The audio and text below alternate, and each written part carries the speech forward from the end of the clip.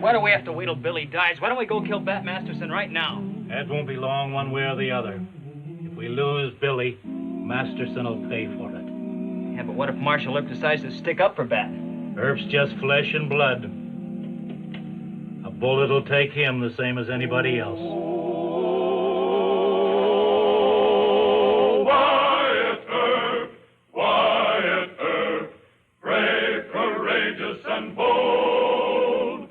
Long live his fame, and long live his glory, and long may his story be told. The Life and Legend of Wyatt Earp, starring Hugh O'Brien. The code of the frontier peace officer was a simple and unwritten law. You gave any man a chance to surrender. If he reached for a gun, you hit him on the head with the barrel of a .45, or you shot to disable him. Wyatt Earp, as Marshal of Ellsworth, Wichita, and Dodge City, followed this code to the letter, often at the risk of his own life. But young Bat Masterson, his new deputy marshal, had a lot to learn. Despite Wyatt's instructions, Bat was apt to get excited or trigger happy.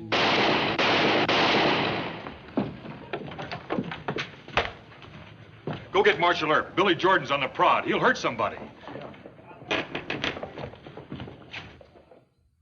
And another thing, Mr. Masterson, sparking dance hall girls and being a deputy marshal, they just don't mix. Now, morals have nothing to do with it. It's just that I can't run an office like this with one of my deputies going around telling secrets to some fairy belle in a dance hall. I don't tell him a thing, Wyatt. No, not so far, but there's always the next girl. Hello, Wyatt. Al? Some drunk cowhand shooting up the Long Branch. I'll take care of him. Oh. Why don't you take Mr. Masterson along with you? The quicker he learns our methods, the better off he'll be. Come on, Bat. Will one shotgun be enough? Oh, that'll be plenty. Oh, Hal will scare him and you grab him.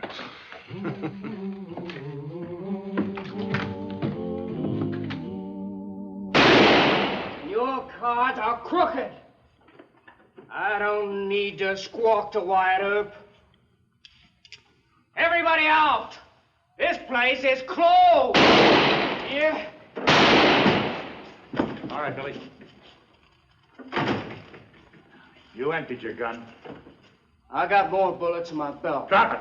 Oh, no. No, Johnny. No. He was only bluffing. He's hurt pretty bad. You gotta get him over to Doc McCarty's office. His gun was empty, so you shoot him in the back. I didn't know that. Well, never mind that. Give me a hand. Come on, somebody, give me a hand. Bat thought he was gonna shoot me. You tell Earp I want to see him about this. Yeah, all right, Mr. Beeson. Come on, Bat. See what Earp has to say. Hired a trigger-happy kid for a deputy.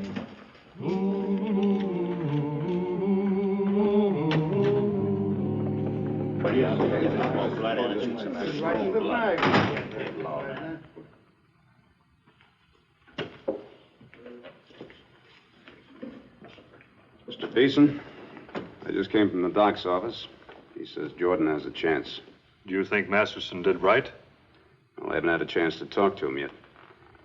But as a general rule, when a man is told to drop his guns, he better do it or he's asking for trouble. Are you defending Bat? I'm responsible for all my deputies. Well, I just wanted to know. You see, I'm going to have to explain this to Billy Jordan's old man, his brothers, and his cousins. You're in trouble, Earp. All right. If they want to talk to me, I'll be around. It's also a general rule, Mr. Beeson, that a customer checks his guns. How'd Jordan get so drunk that he waved a .45 in the face of a deputy with a shotgun?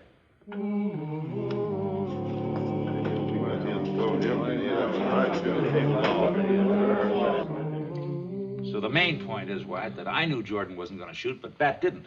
He was standing behind the kid. Thanks, Al. Oh, make another check down at Doc McCarty's, will you? Yeah. All right, say it. No, you say it. I got excited, sure. Was afraid Jordan would cut loose at Hal. Well, Mr. Masterson, we all make mistakes. I don't think it was a mistake. I was playing it safe for Hal. You could have shot Jordan in the arm or the shoulder. When taking a chance, sure. Look, we all take chances. I aim to wing a man instead of shooting to kill. Thought you knew what my policy was when you hired on here. Yeah, well, I don't agree with it. Oh, you don't, huh? Look, you're lightning with a gun and dead accurate. You can't expect us deputies to take the same risks you run. Hal didn't shoot, and he had more reason to fire than you did. He might have got his head blown off, too. No, he's had experience with drunks. You're under arrest, Mr. Masterson. Arrest? And don't leave the jail. Gonna have to find out what Jordan's relatives think about it. Relatives? That's right. They all have relatives and friends, Mr. Masterson. That's why we try not to kill people.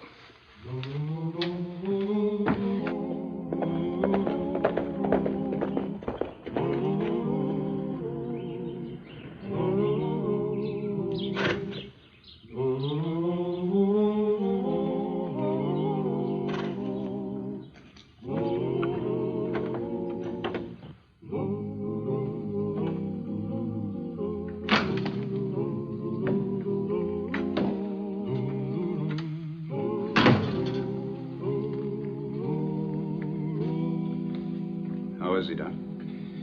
Well, he's still alive. Did you get the bullet on? No, it was awfully close to the heart. Well, you think he'll make it? Not unless that slug comes out. I've stopped the worst bleeding, but the bullet nicked a rib. It's probably jagged enough to cut an artery. Well, you can operate, can't you? I could, Wyatt, but, working that close to the heart, maybe we'll have time to get a fine surgeon from Kansas City. Hey, what about a Army surgeon from Fort Dodge? It's only about 25 miles away. Not much chance of getting one, I'm afraid.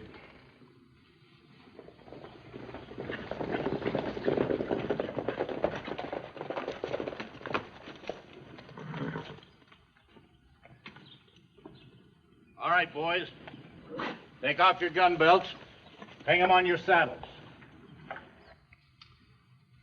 Looks like some of Billy Jordan's folks. I wish you'd ask him to stay outside for a while. Yeah, I'll try it.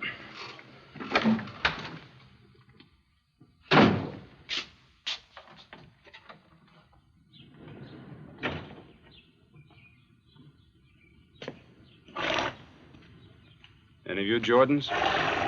We're all Jordans. My boy in there? Yes, sir. But he's asleep. Dr. McCarty thinks you ought to wait a while. Billy's still alive. Yes, sir. Tell me that one of your deputies shot Billy. He was resisting arrest. With an empty gun and his back turned? Look, we know who it was. If Billy don't pull through, Hold we're it, gonna... son. You ought to tell me you've been mighty decent in handling arrests. But I can't understand why you'd hire a young fellow like Masterson.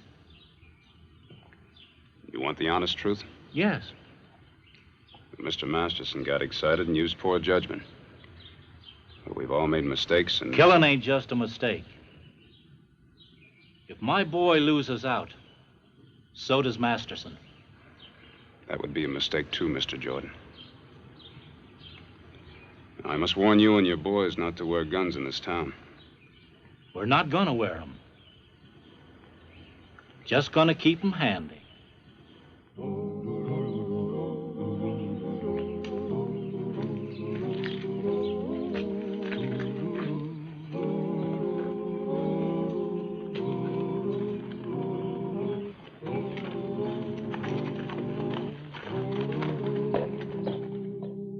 You put Wyatt in an impossible situation.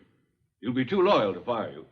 He may even feel he has to back you up if it comes to a gunfight. Now, I'm sorry, but it seems to me that... I'll quit. I'll turn in my badge. No, you won't. Billy Jordan's still alive. You go on down and make your regular patrol. Yes, sir. I thought I was under arrest. I wanted to keep you here until I had a chance to talk to the Jordans. But, Wyatt, it isn't only the Jordans. Public opinion I know, is... sir. Go on. Why don't you let him resign? Because he has the makings of the top-notch officer. Legally, he was within his rights. I'm going to get a telegram off to Captain Benteen over at the fort. Maybe he'll send us a Army surgeon. Excuse me, sir. Hal? Hal? Yes, sir. Get this telegram off right away, will you? If Doc McCarty can't save the boy, no one else can, and you know it. It's a chance, sir. Hang it all, Wyatt. You're carrying loyalty too far. The Jordans could gun Masterson, and any jury in Dodge would turn him loose. Mr. Mayor, I don't defend what he did. I told Jordan's father I thought he made a mistake. Then let him take his punishment. You don't really mean that, sir. Besides, he's taking his punishment. He's taking it right now. Now, right now, Mr. Masterson is just about the lonesomest young man in the world. Hello, Mr. Kent. Howdy, Mr. Prentice.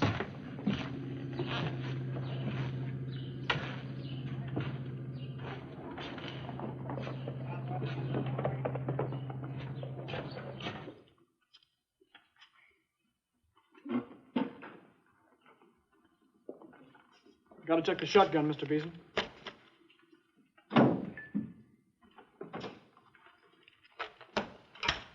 I was over at Doc McCarty's.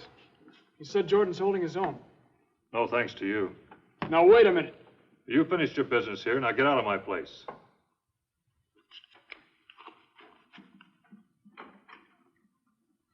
Eve Tuttle, where you been keeping yourself?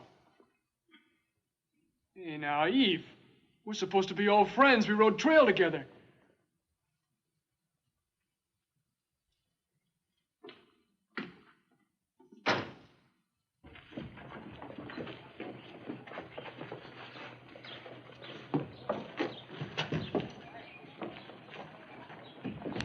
Hi, Joni, Mildred. Where's Charlene?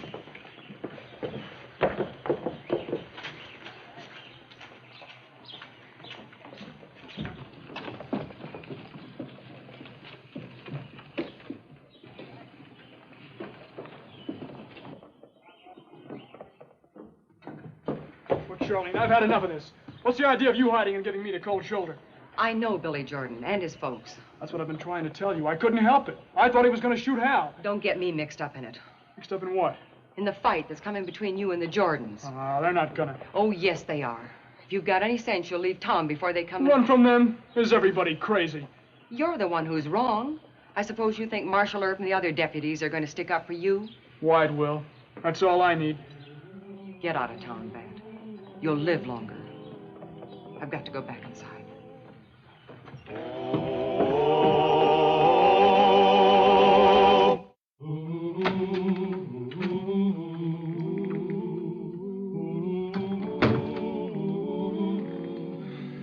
Captain Bentine's sending an army doctor. Says he's a fine surgeon. How long will it take him to get here? A couple of hours if he's got a good horse. You better have someone meet him on the trail with a fresh horse. That much of a hurry? I'll get a man off before sundown. An army doctor? Why? We have to cut the bullet out, Mr. Jordan. Will you cut it out? We're wasting time. I'm not that good with a knife. Look, Mr. Jordan, you let the doctor decide what he can do and what he can't do. See you later.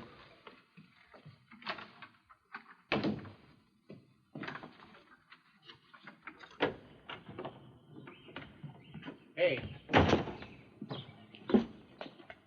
I'll send one of these boys to meet the army doc with an extra fast horse. Dr. Perkins know you? It's going to have to be somebody he knows. How's that? Well, there's been a lot of outlaws riding that trace from the fort. You stay here, I'll send a man that he'll recognize. Right away? My horse and his own. Oh, so you're trying to save young Masterson. Dr. Perkins is going to try and help your boy. If he can't, I'll help Mr. Masterson.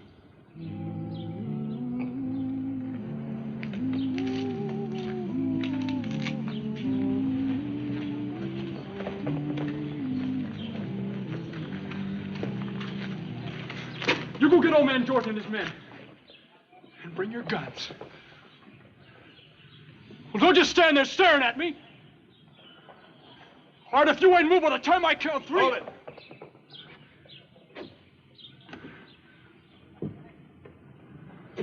What are you going to do, go around shooting people just because they stare at you? We'll talk inside. Yes, sir.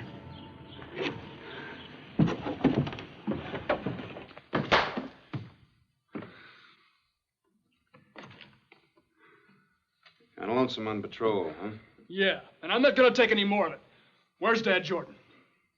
He's over at Doc's place. All right. I'll have it out with him. No sense in dragging you into my fight. Well, I'm already in it. Thanks just the same. Here, I'm quitting. Mr. Masterson, it's about time you really grew up. You made an error in judgment today, and a lot of people hate you for it. But when a grown man blunders, he doesn't try and cover it up with worse foolishness. A gunfight single-handed against 5 Jordans, huh? What else? They're just waiting for Billy to die, then they come after me. I want it over with. Killing a few Jordans and getting yourself killed? I don't see that I got much choice. You know Dr. Perkins over at the fort? Sure, he fixed up my leg. Well, the doctor's riding here to try and help Billy Jordan. I want you to take my horse and ride your own out there to meet him. It'll hurry the doc's getting here. Doc McCarty doesn't think Jordan has much time. Don't you owe Billy that much? They'll come after me. I'll gun the first one that tries it. Well, then they'll all say you're fighting my fights. They say you're a murderer. But you shot a man in the back. Anything worse I can say? No, sir.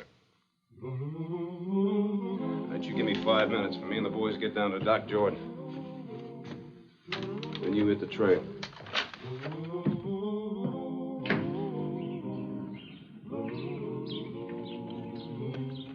Masterson's trying to run out of town. He just galloped off from the jail. All right, come on, we'll get him. Hold it! Take their horses and guns on over to the jail yard. Your friend can't run far enough or fast enough. He's not running. He'll be back. He went to get Dr. Perkins. Us folks still have some legal rights, you know. I want to send one of these boys after Mayor Hoover. Yeah, you can do that. In a half hour. Go get him. Right now. I said a half hour.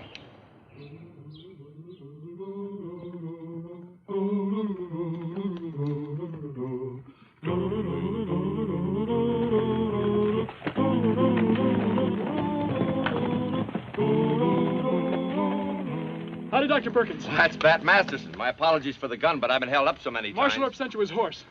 Jordan's pretty bad off, Doctor. We better be getting along, eh? Right. All right, Bat, we'll hustle.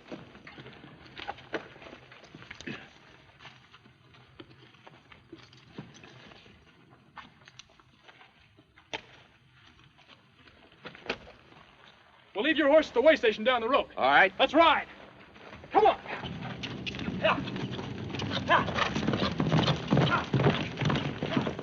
And you get tough with Mr. Jordan here, whose son is desperately ill. I don't care what the provocation is.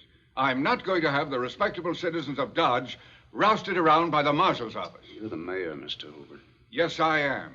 And I want you to return the property you seized from Mr. Jordan and his party. The horses and the guns? Yes, at once. I told you, Earp, there's nothing you can do to save Masterson. And I thank you kindly, sir. Not at all, Mr. Jordan. And Wyatt, I warned you. Is he worse? Yes. Shouldn't Dr. Perkins be here by now? I figure another 15 to 20 minutes. If Masterson really went for him.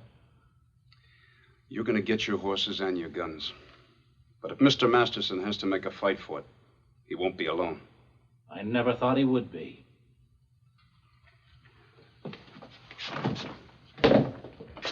Wyatt, have you lost your head? This thing is bad enough without a gunfight between you and the Jordans. You expect me to let one of my deputies get shot down with the odds 5 to 1 against him? He was wrong. Not wrong enough to die for it, sir. I've come within an inch of killing a few men myself. Now, I'll give the Jordans their guns back only because you ordered it. I'll give you my star and my job. But I won't give you a brother officer's life. Now,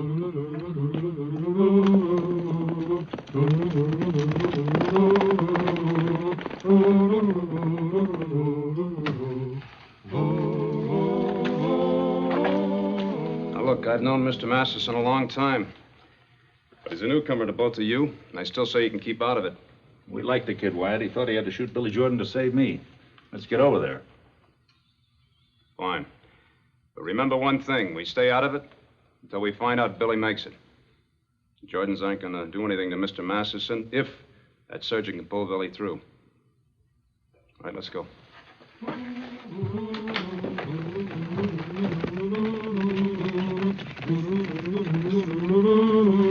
I'll tie the horses.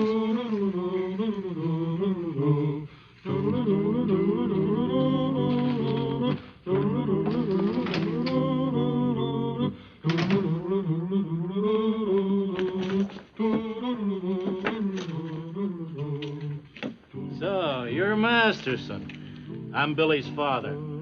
Take him around there and set him down, boys, like Wyatt Earp did to us. We won't have long to wait.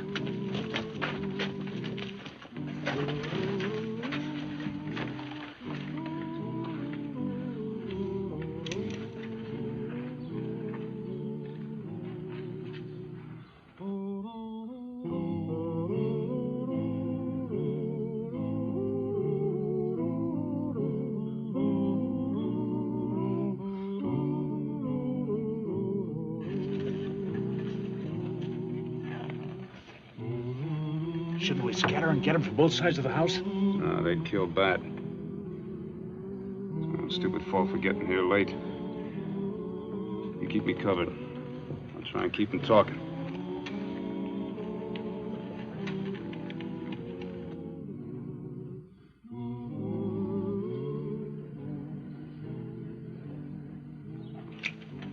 Raise him up. They're up, Mr. Jordan. I ask you to keep out of it. Well, I am out of it. Mr. Jordan's got the drop. You were wrong, weren't you? Wrong? Sure, he came back, brought Dr. Perkins, didn't he? That didn't change nothing. No. What if Billy pulls through? Don't let him jabber, Dad. Take his guns. I've got him covered. You take him. No. You don't take my guns. Mr. Jordan, tell him to stand back. Hold it, son. Are you aiming to make a fight of it? I could pull this trigger and drop you.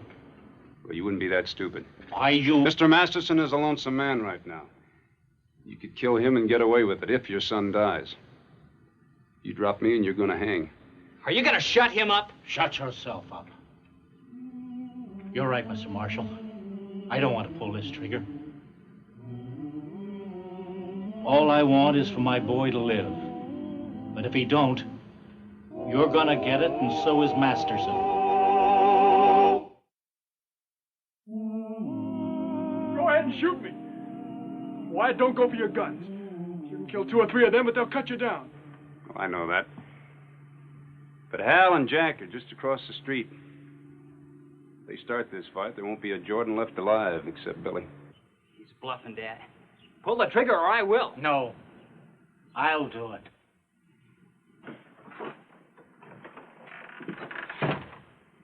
What is all this? Which one of you is the boy's father? I am. Is he dead? No, we took the slug out. He's got a better chance to live than you have. Did you have to kill him, Marshal? You can get off the first shot. But it better be awful good.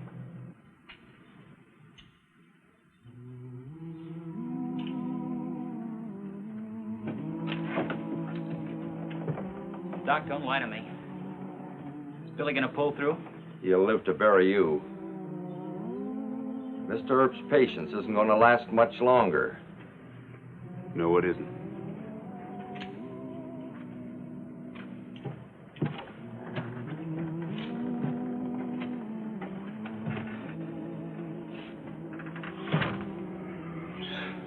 Thanks, Doc. That was kind of close.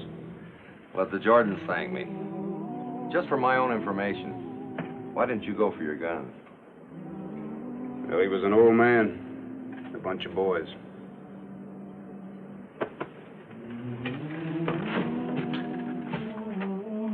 Mr. Masterson, if I were you, I'd go in there and apologize to Billy Jordan. Yes, sir. Let me have your gun. Needs a nice, calm trigger finger.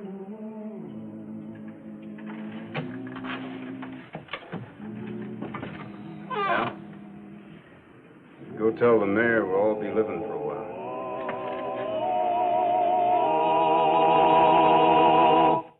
Well, he cleaned up the country, the old Wild West country. He made law and order prevail. and none can deny it. The legend of Wyatt forever will live on the trail. Oh, Wyatt Earp, brave, courageous, and bold. Long live his fame, and long live his glory, and long may his story be told. Long may his story be told.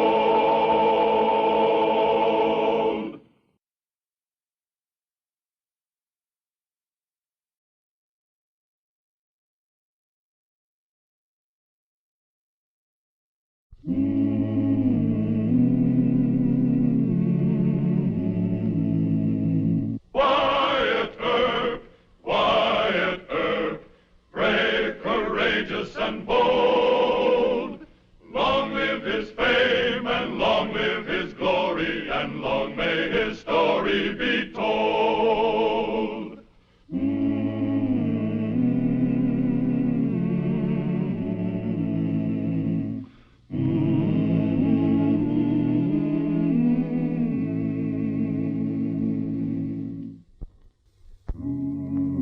Wyatt Earp, against his will, is Marshal of Ellsworth, Kansas. The year is 1874, and Ellsworth was one of the wild cow towns of the western frontier.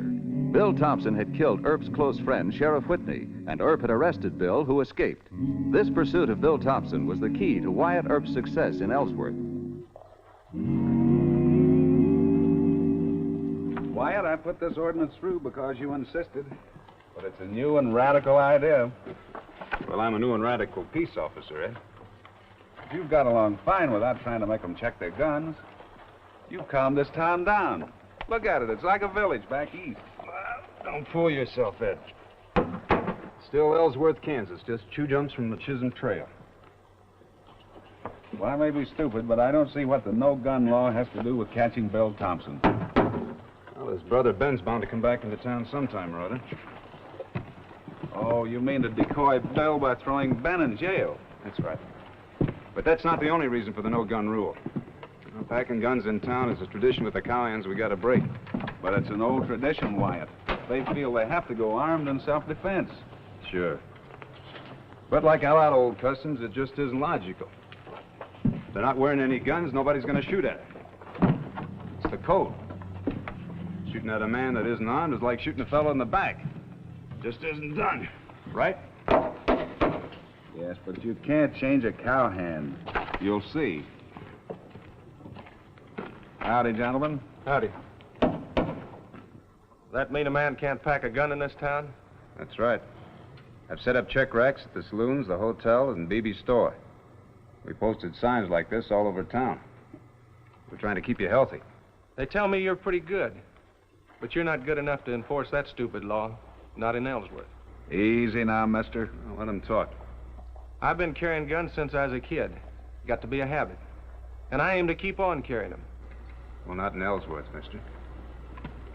You and your friend start to the nearest check rack. Now.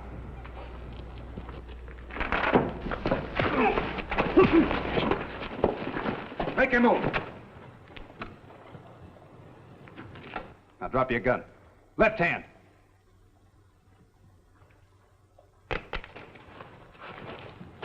You know where the jail is? Start walking. Pick up your hat. Get the guns in.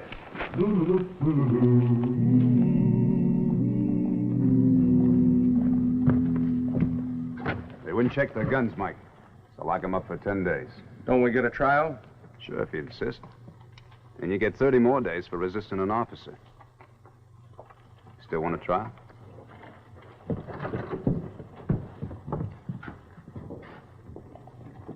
Mr. Earp, sir. This is Miss Abby Crandall. She wants to... Miss Crandall, meet my friend, Marshal Wyatt Earp. Well, that really does know you. How do you do, Mr. Earp? I'm in good health, thank you, ma'am. I came all the way in from the cattle camp just to meet you. My dad says I'm a born hero worshiper. Guess I am sort of cheeky about it. Would you mind just shaking hands? Not at all. Thank you. Very much. Well, now, Bat, I believe everything you told me about Mr. We already heard how he cut down the Thompson. No, I didn't tell the half of it. Well, now, hold on. All this gushy talk isn't needed. I'm not President Grant. Now, what favor can I do for you? Favor? Well, I would guess that one of your relatives was in trouble or something. Oh, no, Mr. Miss Crandall's dad runs a big cattle spring. Is your father Tom Crandall, the Oklahoma Territory? Mr. Earp is suspicious of me, but all great marshals have to be that way. You see, I've met Mr. Hickok of Wichita, and Mr. Bassett of Dodge City, Mr. Luke Short of Abilene. She specializes in marshals. And now I can brag that I met the great Wyatt Earp. Well, thanks for introducing us, Bat. Hope I meet you again real soon. You too, Bat. Same here, Miss Crandall. You weren't too polite, Mr. Earp. I wasn't intending to be. Well, she's the nicest girl I ever met.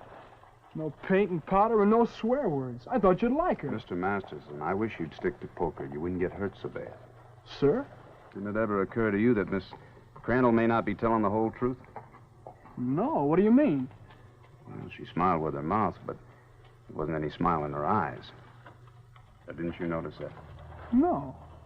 And that story about her riding all the way into town just to shake my hand. Huh? Well, you're famous, Mr. Earp. No, that's just local notoriety, that's all. Well, I'm not trying to say that she's going to lead you into a life of shame. A life of shame with her? Why, Mr. Earp. Why, Mr. Masterson. You know, I think the time has come for you and I to have a serious talk. Excuse me, Wyatt. I just heard the new prisoners talking. They say Ben Thompson's in town. Where? The Red Dog Saloon. I sure hope he's wearing his gun. Now, you stay here.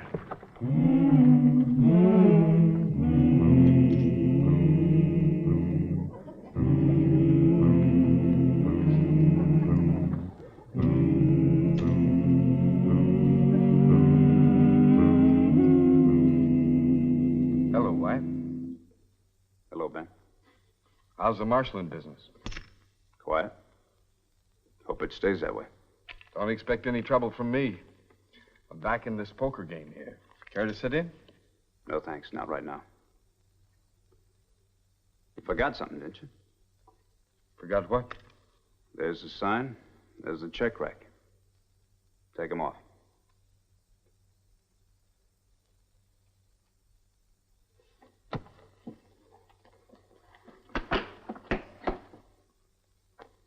Now, let's go see the judge. Judge Osborne ain't gonna back you up in that gun-checking monkey business, and you know it. Well, let's see what the judge says. Well, all right. I think it's a fine state of affairs. A man can't sit down into an honest poker game without you coming around pestering him all the time. I got a big investment here. I got a heavy investment, too, Ben. In what? This town. I got my whole hide put up for security.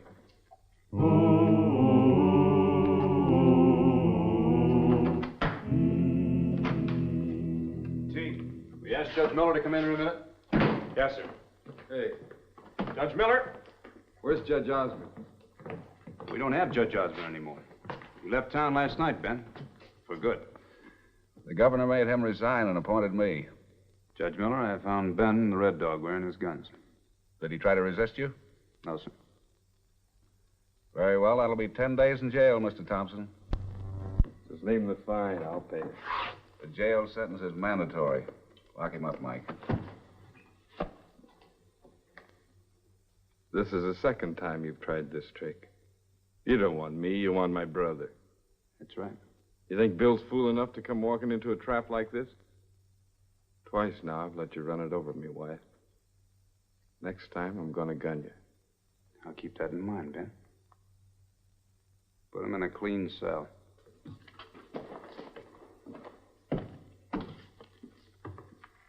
Is he gonna work? Ben wasn't play acting. He knows Bill's a fool. That's what made him so mad. You think Bill will come in and try to break Ben out? Sure. He'll come into town with his whole gang and aim to blast his way through. Then we'd better swear in some special deputies. Yeah, we sure had.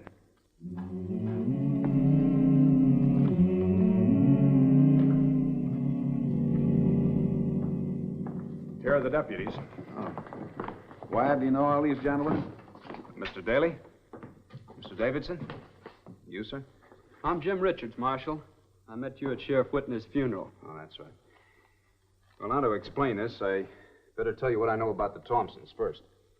With the exception of Bill's escape last week, they've only pulled one other jail delivery. That was in Hayes, Kansas, March of '71. Now, Bill was in jail for robbing a stage. Ben and about 12 gunslingers rode up to the jail and started a big palaver with the sheriff. And under cover of this, 2 men, on foot, sneaked around back and blew a hole in the wall with dynamite. They yanked Bill out, put him on a horse, and the job was done. But Wyatt, what makes you so sure they'll try the same thing here? Ben's the brains of the outfit, and we got him locked up. Bill is too stupid to think up a plan of his own, and he admires Ben too much to even try. I don't want to seem too positive about this, Ed. You're the boss. No, I think you figured it pretty close. Well, then here's the layout the way I see it. We station men at these points. Here, here, and here. We let Bill make his fight talk right here. But we don't do any shooting until the dynamiters are spotted. And I hope we can drop them, and by that time... Mr. Earp, can I see a minute? Yeah? It's Miss Abby. She's outside. She told me something you should know, sir. Gentlemen, you go ahead and pick your stations. Bat's got something that might be important. All right, Richards. You take this station here. Daly, you're here. Does he believe me now? Sure it does, Miss Crandall. Look, I only want to help you. Maybe I did sound a little too romantic about peace officers, but I recognized Ben Thompson when you were taking him to jail. I could identify him. All right, now just let me get this straight.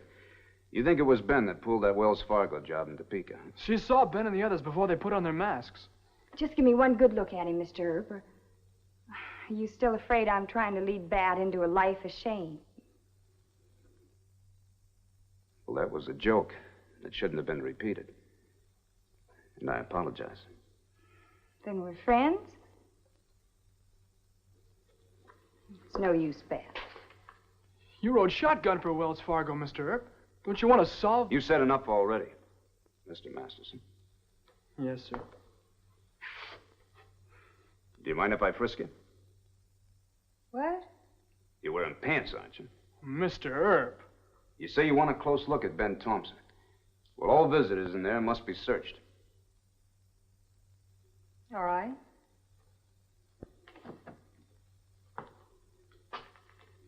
Nothing personal, man.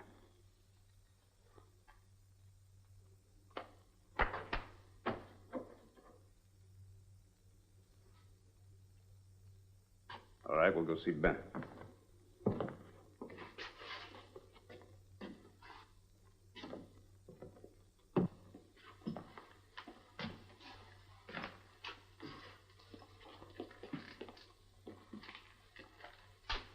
Well? Hey, what is this? Life's full of questions, Ben. Was he the one you... God, she just left. Well, did she identify him? Mm-hmm. Well, there, that proves she's all right. And you insulted Miss Crandall by searching her. Mr. Masterson. Oh, I'm sorry. You didn't really have to search her, though. Look, if you expect to be a peace officer someday, you're going to have to deal with suspicion. What? One of the oldest dodges a woman can use to gain confidence is to identify someone. You see, this puts her on the side of the law. You still don't trust her. Now, she may be everything she says. But on the other hand, she may have used that identification trick to find out exactly where Ben's cell is. To let him know by her appearance that Bill is on his way. Miss Abby, mixed up with the Thompsons? Well, I may be doing her a great injustice. Well, you sure are, Mr. Earp. Well, in that case, I'll apologize. In writing. We better be getting to our stations. If Bill's coming today. You'll want to work it before sundown. Yes, sir.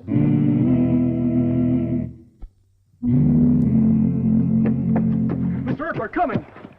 So quick? Are you sure? Yes, sir. I saw them stop to get organized in the picnic grove. Well, you better go tell Judge Miller. Wait. Remind him we don't want anybody killed. They'll give us no information dead. Tell him not to hurt Bill's horses, huh? Yes, sir.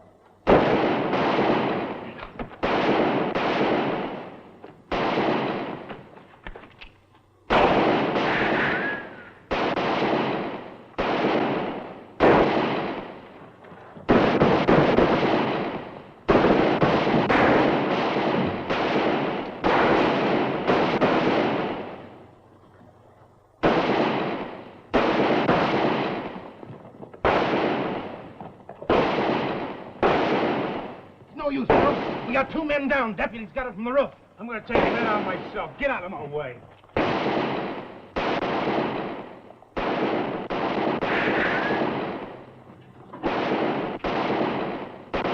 Ben! I'm coming to get you out!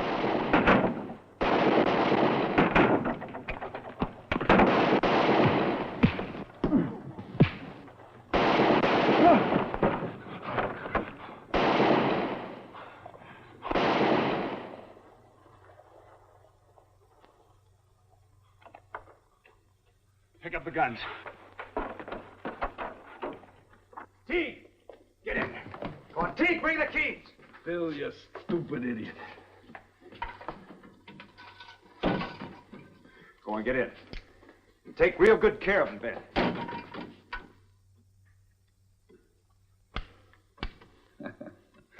No use trying to beat you. I vote we call it a night. Well, that suits me. What's your hunch? Do you think the Thompson crowd will come back? No, not tonight. Then I'll let the special deputies go home, all right? Mm-hmm. Well, Mike, you check the cells again for me? Right. I suppose we'll have to hang Bill. Yeah, I suppose. What else but hanging? You don't sound too enthusiastic, Wyatt. I'm not. If I were the judge, I'd take Bill's mental condition into account. I saw his eyes when he killed Sheriff Whitney. I got another good look at him again today. We ought to think about it, Ed. Well, we'll see. Good night. Good night. You know, you could have been killed taking Bill the way you did. Now you don't think he should be hanged. Not if he's crazy, no. But he murdered Sheriff Whitney. Mr. Masterson, I hope Bill is sane and gets the rope.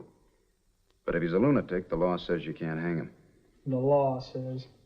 Oh, I thought you wanted to be an officer of the law. Well, yes, sir, but I sure don't Well, think... you better learn it'll be your job to protect every man's life, even when you think he deserves to die. By the way, what happened to Miss Crandall? Did she leave town? She went back to camp before the fight. Why? I wish I knew exactly what she was up to. But Miss Crandall is absolutely on the level. Women disillusion you. She likes you, Mr. Earp. She says you're the best looking and most capable of all the marshals she's met. She's met a lot of marshals. That's what she said. They're all sound asleep, Wyatt. Good. You and Bat think you can stay awake? Sure. We both slept from after supper until almost midnight. Good. I'm going to run over to the hotel and get a little sleep. Now, no visitors. If anybody knocks, I don't care if it's the governor with a prisoner, you keep them outside, and one of you come on over to the hotel and get me. Right. Yes, sir. Good night. Oh, Mr. Masterson, don't take what I said too seriously about women. I'm no expert. Come to think of it, no man is.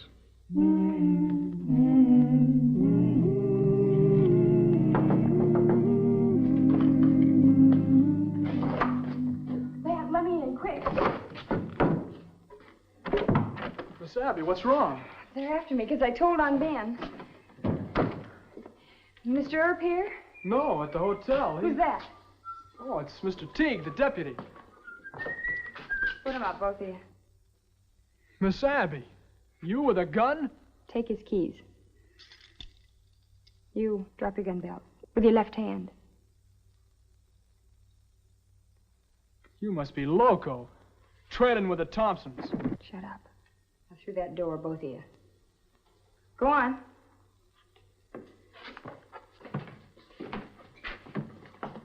Good girl. Open up that door.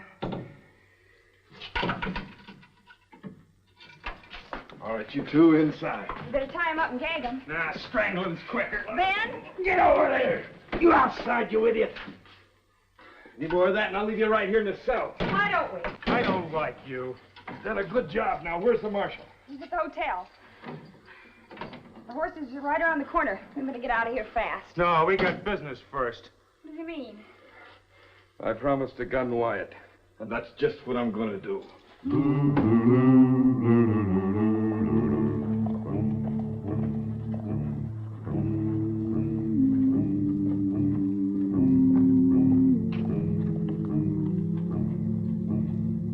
Hey, Earp.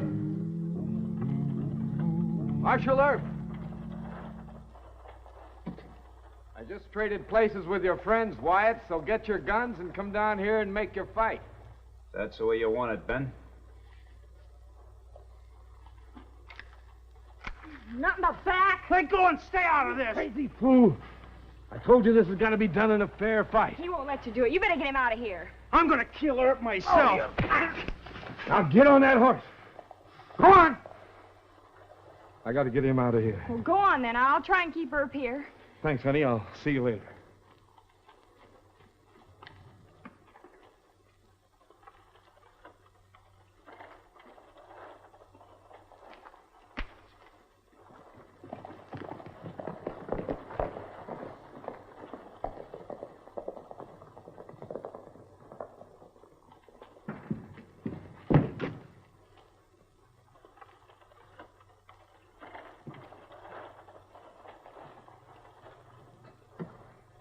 Bill wouldn't let Ben make a fair fight. Don't start for your guns. You're fast, but all I got to do is pull the trigger. I didn't quite guess it, did I? Not quite. So you're one of Ben's girls, huh? I'm his girl. The only one. Oh. Well, what about his wife in Wichita? You're lying. And there's Nita Dreves in Amarillo.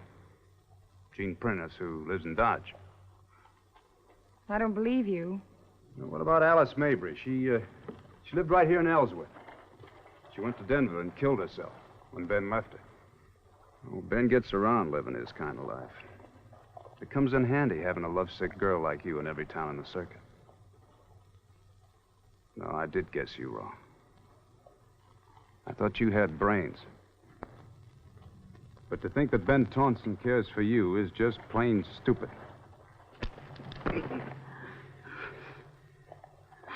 Pretty young girl like you getting yourself mixed up with a dishonest gambler and a road agent. Don't you see what a fool you made of yourself, Miss Abby? Keep your sermon to yourself. I'll look out for me, you look out for you. All right. Well, let's start walking. Where? To jail.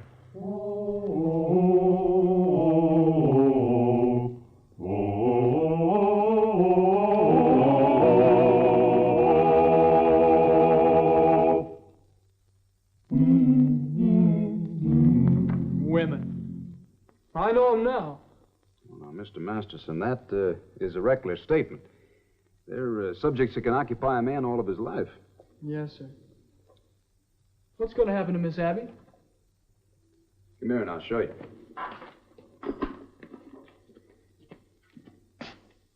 You're welcome, Miss Abby.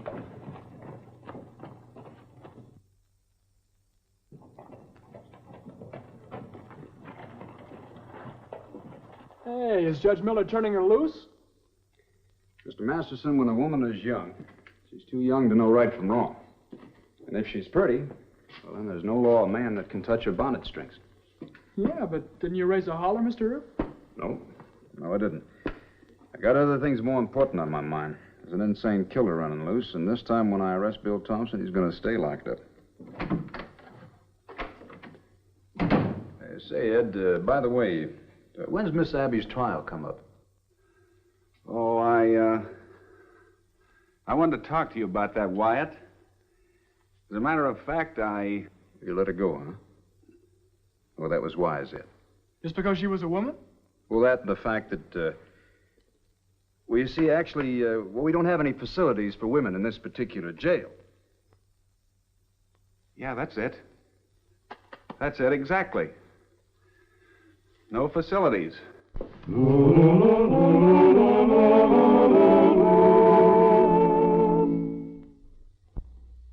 Well, he cleaned up the country, the old Wild West country. He made law and order prevail.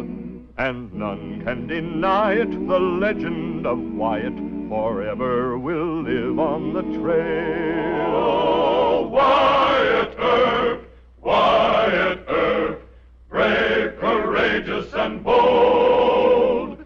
Long live his fame, and long live his glory, and long may his story be told. Long may his story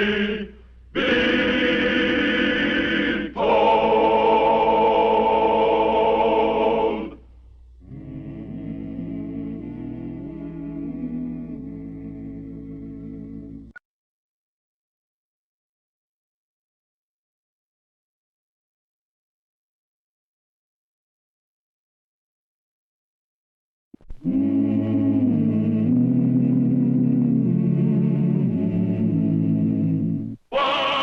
Earp, Wyatt Earp, brave, courageous, and bold. Long live his fame, and long live his glory, and long may his story be told.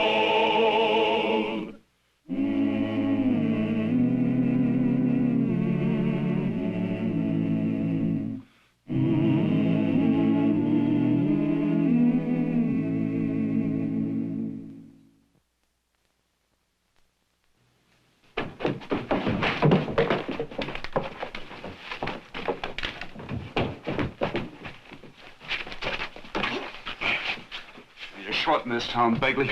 You're leaving Wichita.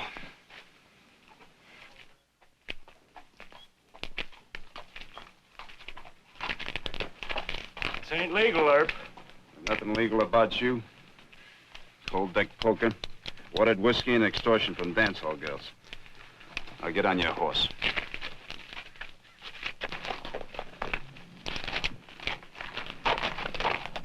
I'll be back just as soon as Josh Clanton's elected the new mayor.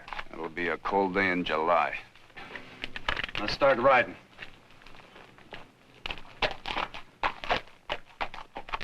And I say to you, there's but one real issue in this campaign, and that issue is a scoundrel by the name of Wyatt Earp. That's right. Hey! Only this afternoon, gentlemen, he set upon my friend, my comrade in arms, Sergeant Jim Begley, and with his usual high-handed and insolent manner, this man Earp ordered Jim Begley to leave Wichita. I tell you, my friends, this man Earp is the lowest type of thug. He's become the willing tool of Mayor Jim Hope. Sure has. And this unspeakable editor, Marsh Murdoch. And I promise you... Oh, shut up, Clanton. Get off of that wagon.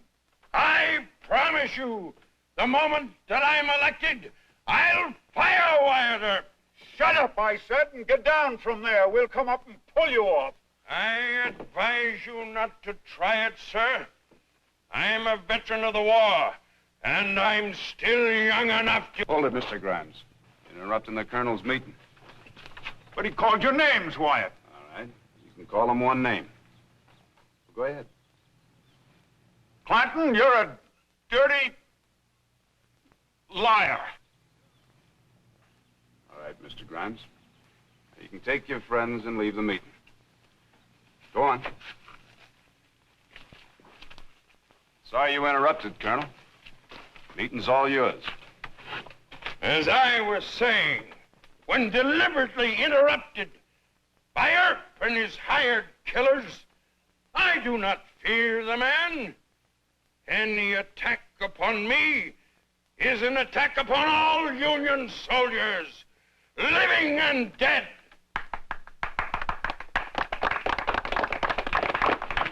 I don't understand, Wyatt. I was only trying to help.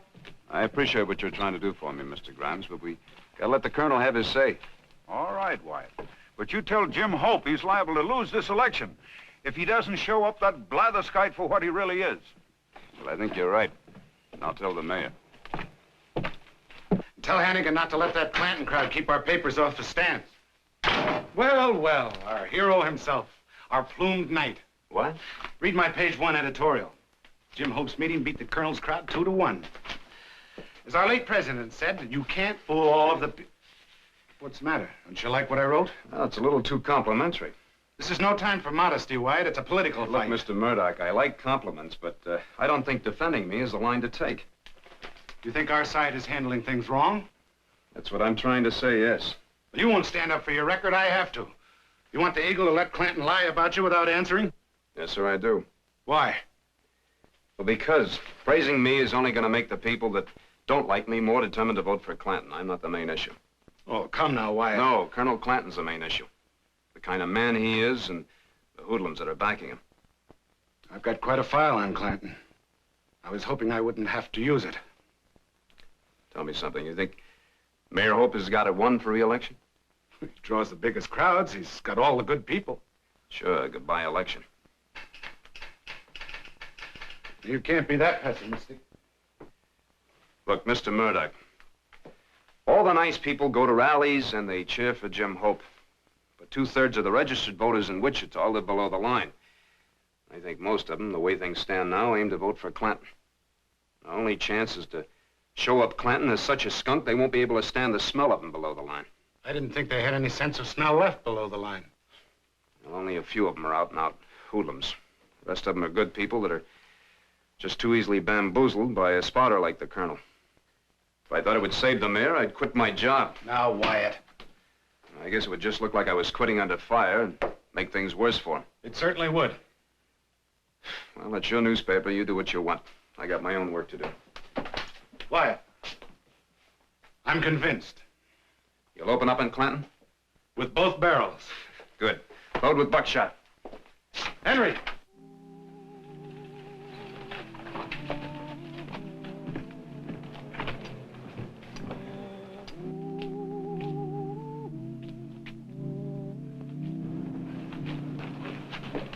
Here. Better let me help you with that, ma'am. Oh, thank you. I'm not well. I came to see Dr. Fabrique. Isn't his office... It's right there, ma'am. Here. Take my arm. Yes. That's it. Now, can you walk? Yes. I took too much medicine. Nothing else. Please, believe me. Just take it easy, ma'am. Of course I believe you. Watch that step. That's it. Doc! Doc! Who is it? It's Wyatt, Doc. There's a lady here that's very sick. All right, all right. Oh, it's you, Mrs. Clanton. Take her in the office, Wyatt. Just take it easy. Here, sit on this chair. How much bromide did you take, Mrs. Clanton? I don't remember.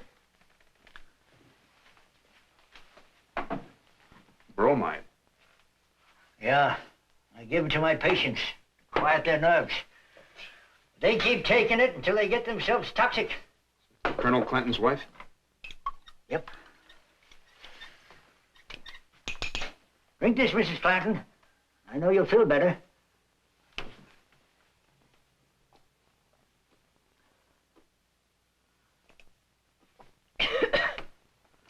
Thank you, Doctor.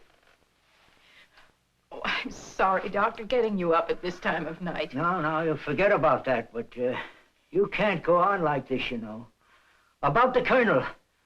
When are you going to make up your mind to take my advice? I can't do that now. This lady shouldn't be alone.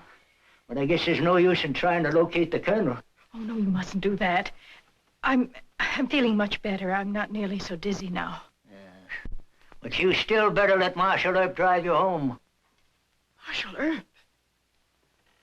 Are you the man my husband says such mean things about? Well, don't let it embarrass you, Mrs. Clinton. It ain't her fault, Wyatt. Doctor. Now, you go along with the Marshal. But I shouldn't trouble Mr. Earp. And it'll look odd if we're seen together. It'll look a lot odder if you have another dizzy spell. It's going to be no trouble at all, Mrs. Clinton. That's it.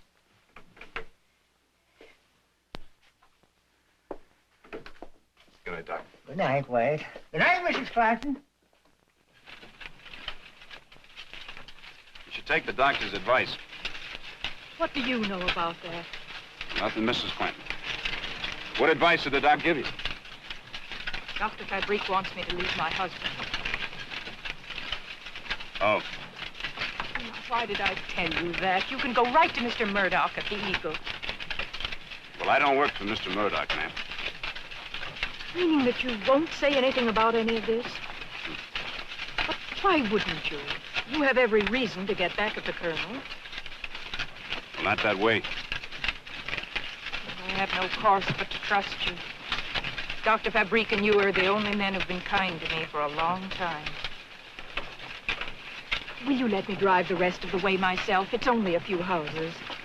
Of course, ma'am. Oh.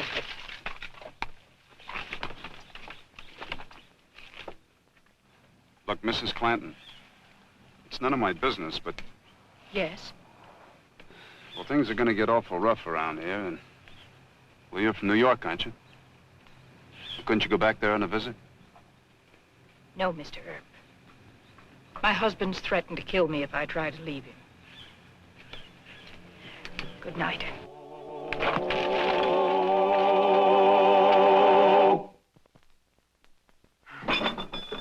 Have you read the Eagle yet? No. I worked late last night. Well, the pot's been a-bubbling in more ways than one. Oh? Just listen to this.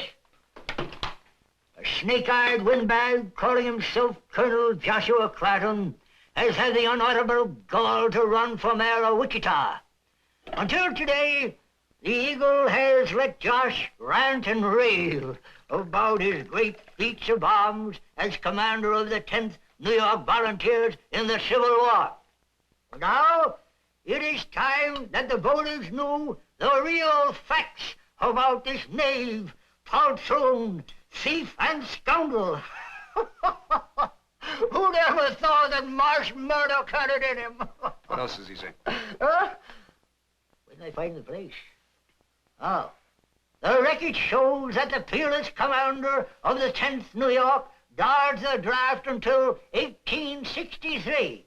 Then he and his dear friend, Jim Begley, were given the choice of prison or serving in the army.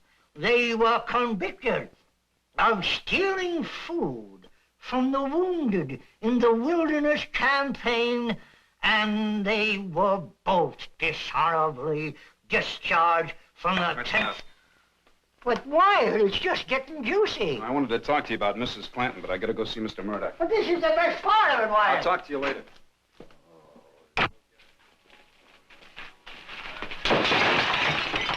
Hold your fire, men!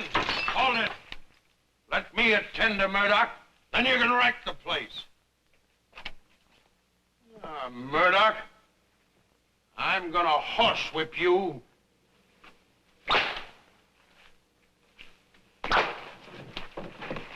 Hold it! Stand back, all of you.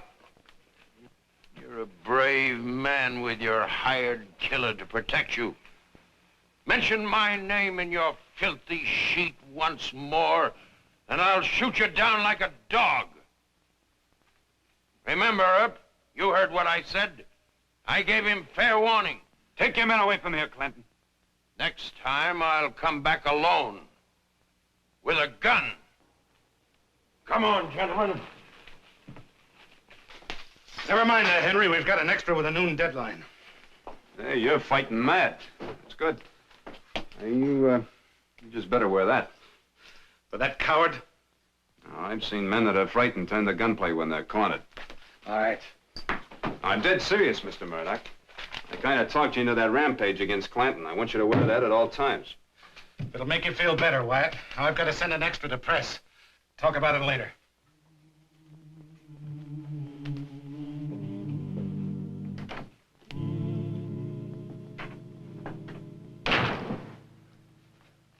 What's worrying you? What I wanted to talk to you about before was Mrs. Clanton. She told me last night you advised her to leave her husband. It's a private communication between a patient and her doctor. Yeah? Well, Clanton threatened to kill her. That puts it in my department. Josh ain't never had the nerve to kill anybody. It's what Marsh Murdoch thinks. Look, Doc, this political row's getting out of hand. Maybe if I can talk Mrs. Clanton into calming her husband down, I can ride herd on Murdoch. Well, Murdoch was always a meek and mild man to make a good editor. But now, just when he's dipping his arrows in poison, you want to ruin his whole career. See, there's no point in talking with you. Certainly ain't. I'm gonna go over and see Mrs. Clanton. Good. I hope the colonel catches you at it. Then we'll have some real shooting. Doc, you have such a gentle soul.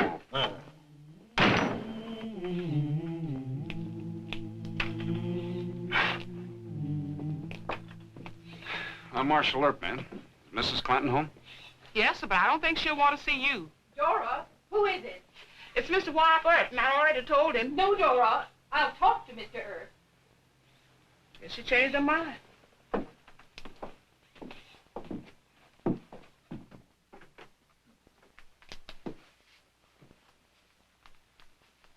It's all right, Dora. If your husband's home, I'd like to talk to both of you. How had you the impudence to come here after this article in the paper? What article? I suppose you know nothing about it. No, I don't. It insinuates that my illness is a thing that should be hidden. That because I'm never seen with my husband, I'm a skeleton in his closet. It even insinuates that perhaps I drink. A fit mate for Private Clanton, a fraudulent warrior. Oh. I'm terribly sorry, Mrs. Clanton. I just can't imagine Mr. Murdoch printing a story like this. Is that so hard to believe when you went right to him with your story? I didn't tell him anything about you. I didn't even mention that we'd met.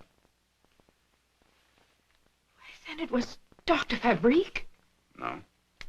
No, he wouldn't answer any of my questions about you. Does the story mention the fact that you want to leave your husband, but you're afraid to because he threatens you? No. Well, politically, that's even a more damaging story than this. Oh, of course. I'm sorry, Mr. Earp. I've been so heartsick about everything. Well, I don't blame you. And Mr. Murdoch will print a retraction. I'll go right over to his office.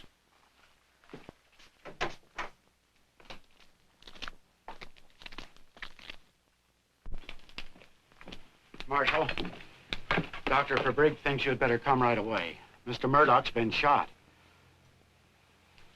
Who did it? We don't know. It's in the lung, and Doc won't let him talk. Was he in any danger? Doc wouldn't say. Oh, I'm sorry, Mr. Earp. Really, very sorry. Has your husband been home today? I may need to talk to you later. Yes, of course.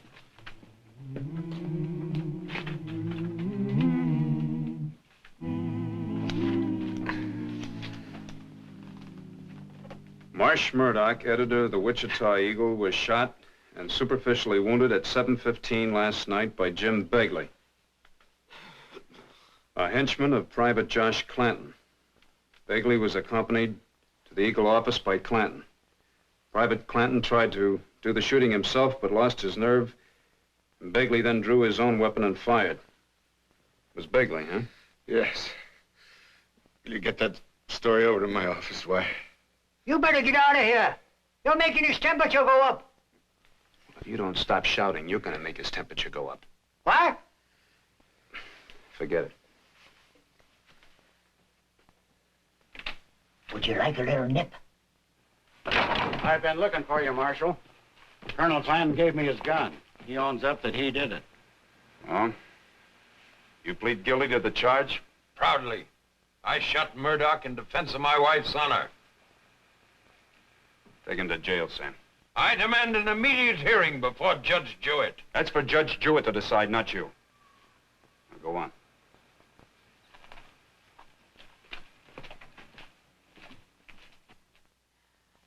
I was only 19.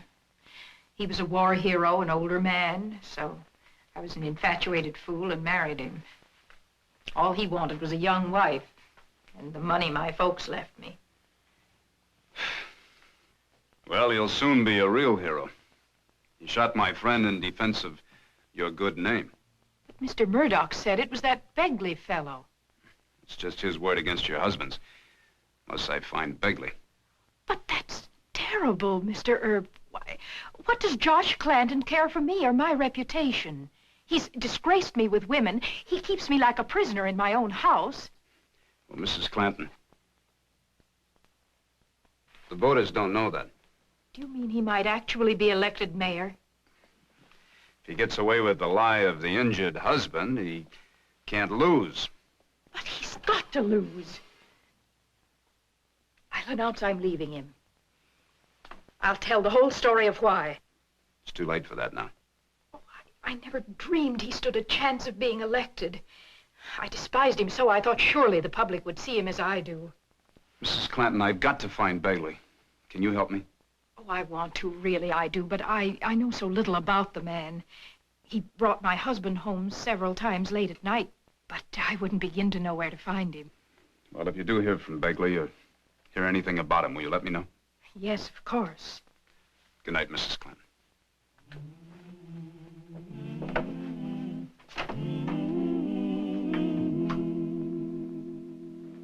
Can't you explain to Jim the legal rule that ties my hand? He knows the law, Judge. I'm only asking you to stretch it a little and not let that scoundrel have a chance to strut in court.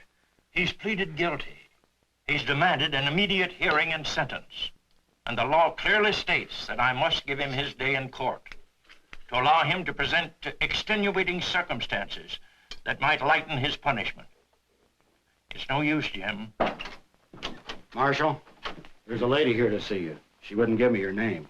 No, I think I know her name. You better let me talk to her alone. We wait outside. Send her in, will you? Yes, sir.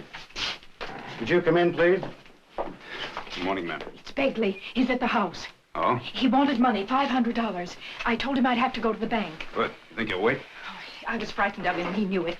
He's sure I'll come back with the money. Good. He has a gun, Mr. Earp. That's wonderful. That's the best news of all.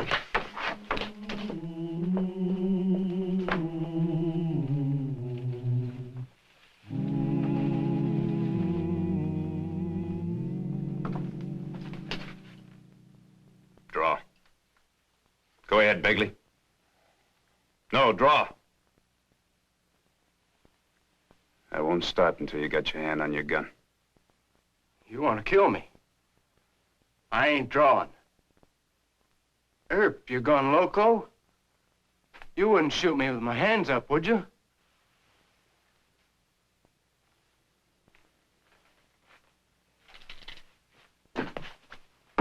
You shot a good friend of mine. Now get outside. Oh, no.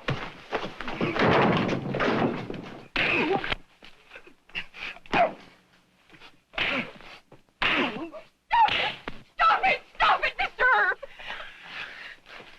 I'm sorry, Mrs. Clinton. Guess I lost my temper. You tell the truth now. Get him to the court. Hurry. You can take my rig.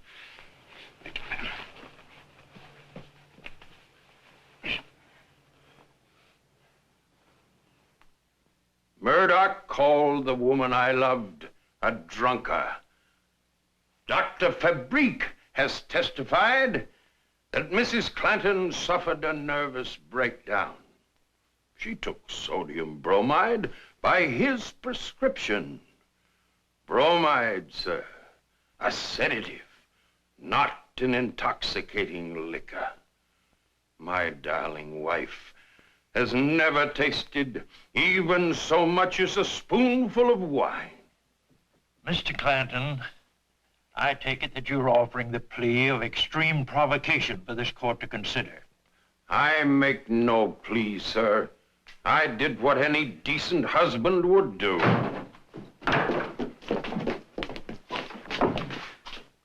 Your Honor, Mr. Begley's got a statement to make to the court. I shot Murdoch. Josh tried to, but he lost his nerve. That's a lie, sir. A contemptible lie. Will you repeat that statement under oath in this court? Yes, sir. Very well. Hold up your right hand.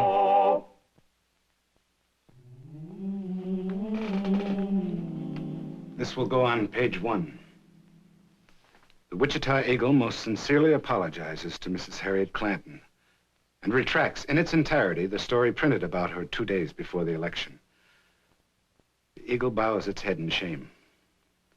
During the heat of a political contest, the Eagle was careless in its facts concerning Mrs. Clanton and grossly unjust in its interpretation of those facts. The Eagle and its editor have learned a lesson we shall never forget. Is there anything else I can say, ma'am? No, Mr. Murdoch. Thank you very much. Mr. Earp is seeing you to the station. It'll be my pleasure.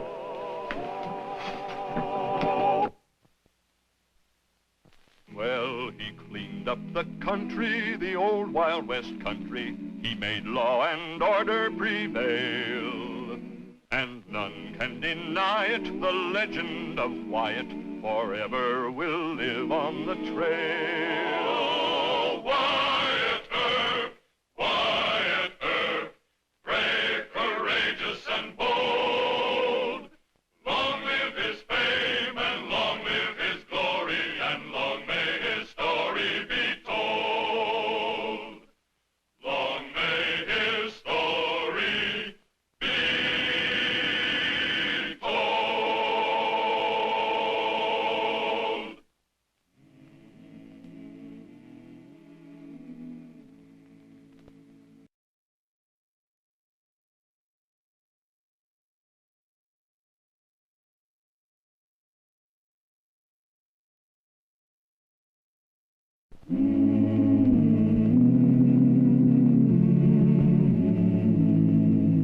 Wyatt Earp, Wyatt Earp, brave, courageous, and bold.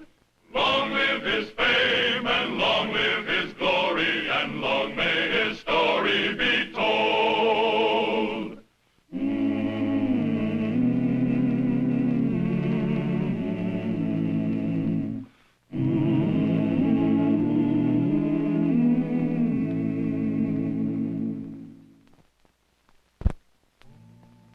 The Frontier Theater in 1875 was almost as rough and tough as the Frontier Saloon. Wyatt Earp, as Marshal of Wichita, found himself saddled with the job of keeping order at the town's music hall, where all kinds of shows and all sorts of characters bid for popular favor. Usually the shows were pretty good, but usually the cowboy audiences were full of liquor and bad-tempered. Their response to the drama was simple and primitive. If they liked the show, they threw money on the stage. If they didn't like it, they started a riot. But in the case of Jeff Pruitt and his carnival honky-tonk, Come on, girl. The rehearsal's over. The whole show's over. Don't worry about it. You've got no right to close my show, Earp. It isn't a show. You don't know nothing about it. You're a Johnny Law. You know show expert. I know enough to know what you were running. Your girls are underpaid and they were rolling drunken cowhands. That's a lie. When the music hall's owned by this city, you're closed, Pruitt. I fight with my fists. I don't wear guns with two deputies to protect me. If that's the way you want it, I'll take them off. Not now. I want to get you all alone, where nobody can save you from a beating. Okay, you arrange that, Pruitt. You fix it up real soon. I'll take him and the girls to the hotel. Archie, put up that sign. Hey, aren't you going to have them fined for putting on an off-color show? No, our job is to keep cowhands from being robbed, not to protect their morals.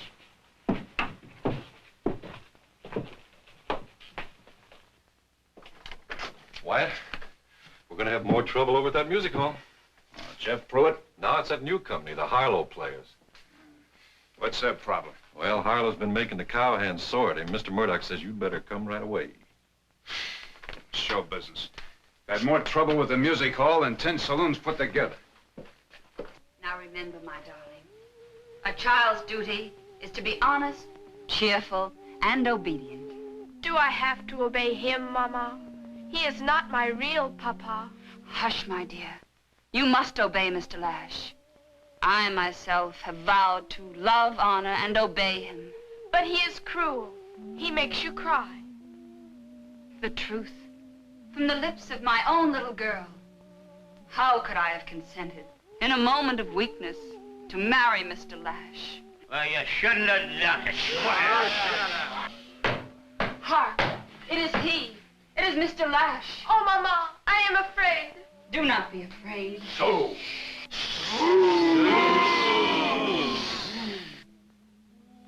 I find you whispering. What is it this time, Well, answer me. Don't tell him nothing. If she tells on our little Mary, we're gonna... It's too late for a subterfuge, Agatha.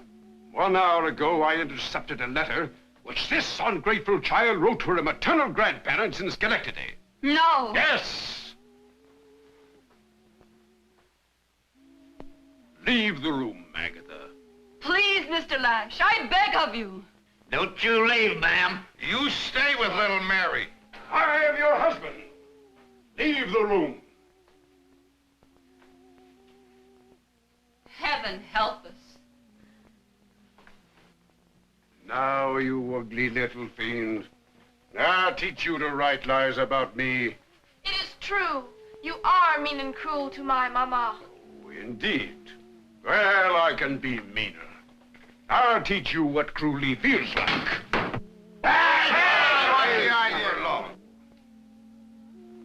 You have presumed to sneer at me. You have dared to write your maternal grandparents in Schenectady that I am a secret drunkard. You have spied upon me, you ungrateful child. Let me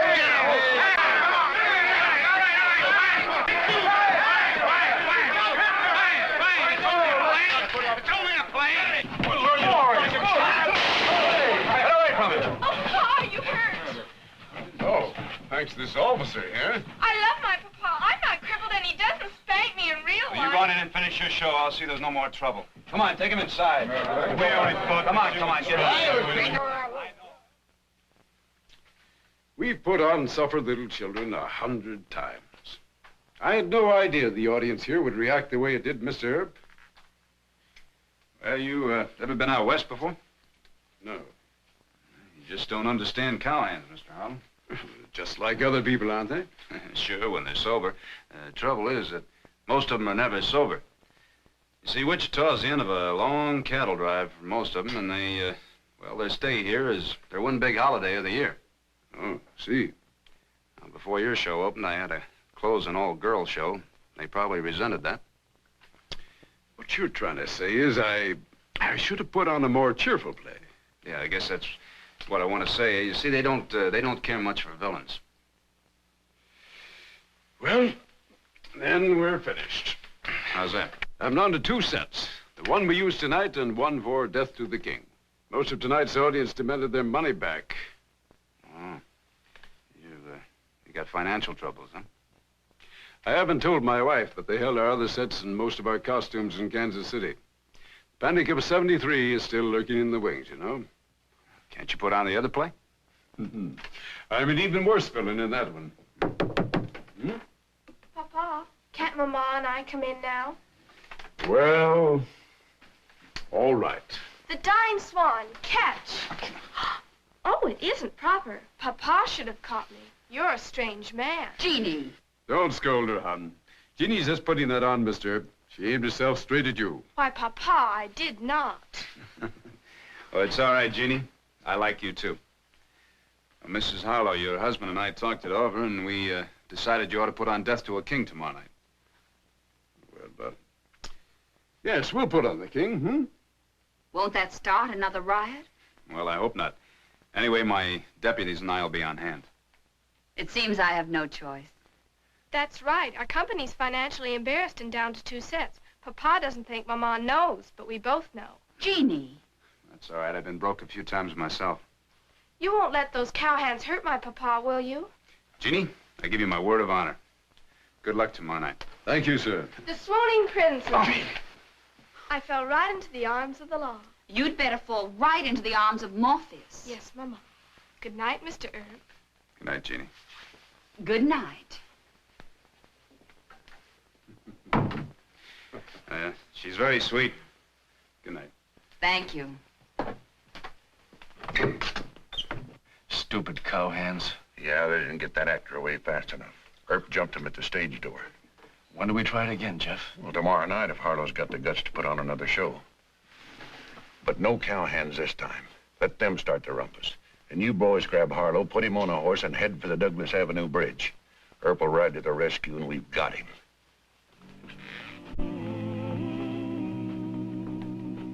Harlow again. Wonder if that no-good child-beating murderer gets murdered, or does he murder the king? He better get murdered.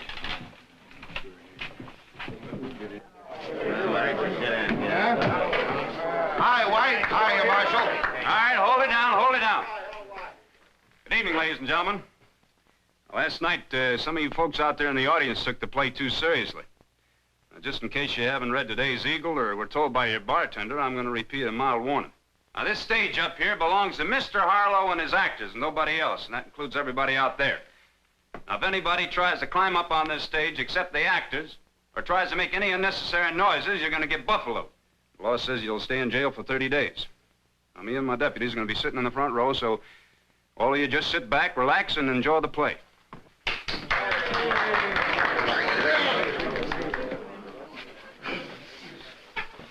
And now, on with the play.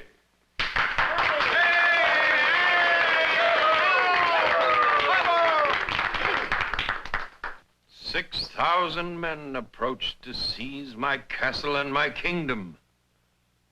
And I, alone and deserted. My life is like this piece of cord. It had its beginning. It must inevitably have an ending. Now, what could be fairer than that? And yet, a king must sleep, restless with the burden of his own crown. For on this day, I did but hearken to such tales of woe from my poor subjects that death, not sleep, would such a blessing be. But hold, my wretched life is precious to my people. True, true. For when the last ruddy drop escapes the cup, what then? Moncrief is king. Aye, Moncrief, my nephew, so steeped in evil as to mock my name and make his own name a terror in the kingdom. Moncrief. His name to squeak like the gallows rope, like the screw that turns the rack. Moncrief. His name doth rhyme with grief, that word so cruel and so forlorn. But why do I think of this? For I am old. 'Tis far better to dodder and to drowse and to sleep. Now, don't you go to sleep, King. No, Harlow's coming to dry gulch you. Why don't we beat him to the drought? We'll beat him. Get out, get him now. He snores. The old fool snores. And this his last farewell to life. No battle cry, no gallant jest. Not even a seemly prayer. 'Tis well. For what is left of this life, I mean to nudge across the sticks with a bare bodkin. Hey, King, wake up! Wake up, wake up. Come on, wake up! Wake up. Snore by night, a toothless cackle by day. Ears lie cold in the very blood of him. Too long the frost has gathered on his beating heart. It labors feebly now in a sheet of ice. Well, old man, thou art mostly dead. Quiet, quiet. If you people continue to act like this, we'll never have a theater in Wichita. It's no use. We'll have to give them their money back again tonight. Mr. Harlow, I know who's buying this now. We'll talk about it later. Well, at least two are going to jail. Come on. Come on.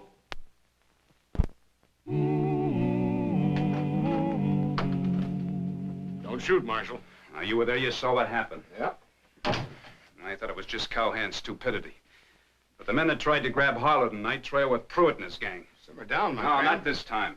I promised Harlow I'd protect him. I didn't. You kept Jeff's men from giving him a good dose of tar and feathers. That's not the point. Now, Wyatt, whether Pruitt caused the trouble or not, Harlow is partly responsible. How do you figure that? You can't play Christopher Marlowe to a bunch of cowhands. I know the poor fellow's broke and his company's stranded here, but he should never have attempted death to the king. That's still not the point. Well, what is the point? Handful of drunken cowhands and Pruitt's men are trying to close a music hall. That's the point. Well, it seems to me they've succeeded. Well, they can't let him get away with it. What are you going to do? If they do get away with it, I might as well turn in this star. Wyatt, you're mad and upset. You're darn right I'm mad and upset. I don't like giving my word to a man and then not being able to keep it. But the main reason is nobody puts anything over on me. I'm the marshal, and the marshal can't afford to let him get away with that. You know that. He's through.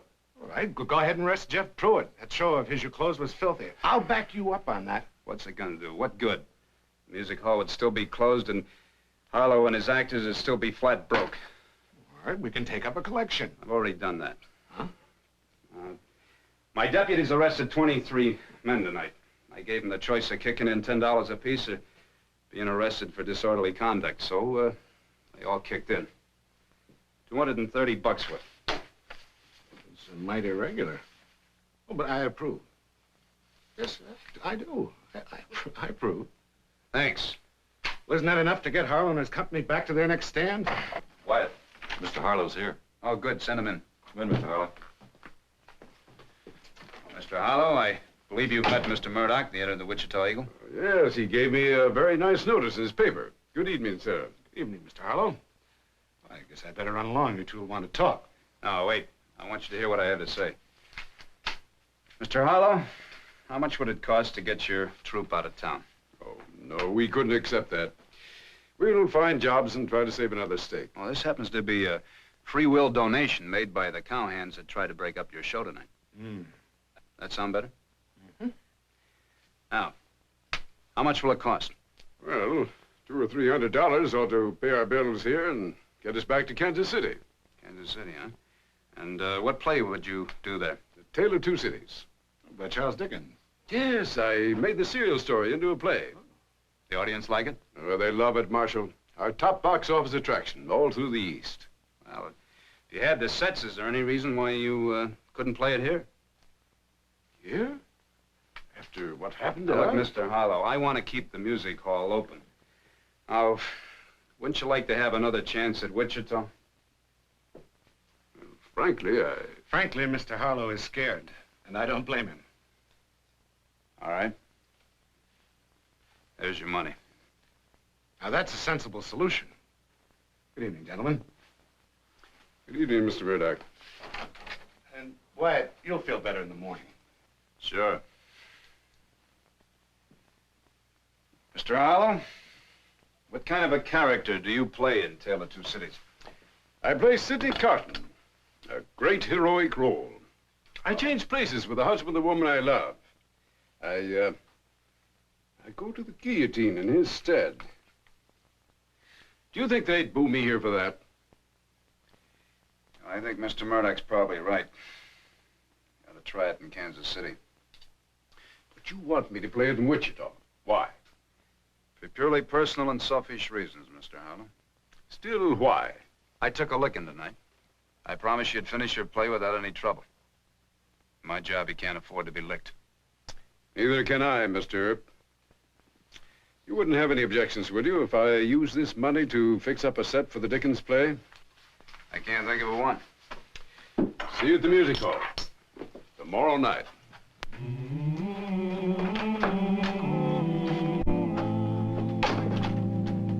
Wyatt, wake up. Hey, take it easy. It's just me. Did you find anything new but on the saloon beat? Yep. Pruitt got drunk over at Rowdy Kate's and talked too much. He says he's going to let this new show run without any trouble, and then he's going to grab Harlow before the curtain goes down. Oh, what's he got against Harlow? Nothing. Except he figures that you're going after Harlow. He's bragging that he's going to bushwhack you. He's going to take your guns away and beat you up with his fists. Hey, that's good. Almost too good to be true. Are you sure? Rowdy Kate passed me the word. She hasn't lied to us yet. I trust her. Go get Brick. We got to plan this carefully. Right.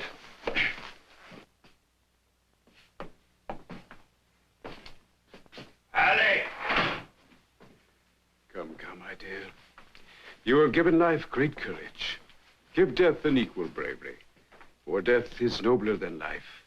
Allie! I can bear it for myself, Mr. Carton, but for you. No, my child. Why must you sacrifice your life for them? Why? Charles Darnay is a good man. I have loved his wife, Lucy, with the one pure affection God has granted me in this world. And their child. Allie! In sparing little Lucy's life, I gain a child of my own. Is all that not worth a few moments out there? Let me go first, Mr. Carton. No, my darling. You are friendless and alone. If you went first, I might lose you. His angels might hurry you away. Oh, but I would wait. I promise, Mr. Carton. I love you. How fortunate we are.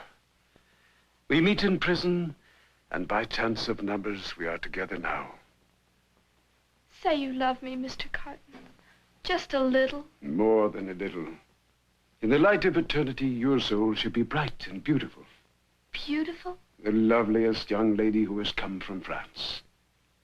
And even I, a weakling, a wastrel, and a rogue. If my prayers be answered, I too shall be pleasing in his sight. Oh, you will, you will. Sidney Carton. But a few moments now, and I'll have you in my arms again. Think this of me. It is a far, far better thing I do than I have ever done. It is a far, far better rest I go to than I have ever known.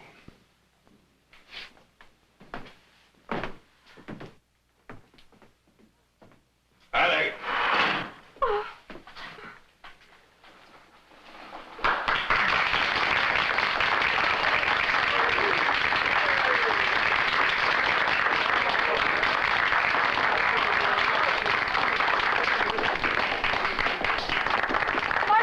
Marshal Earp, those men, they grabbed my papa. Stop them, stop them.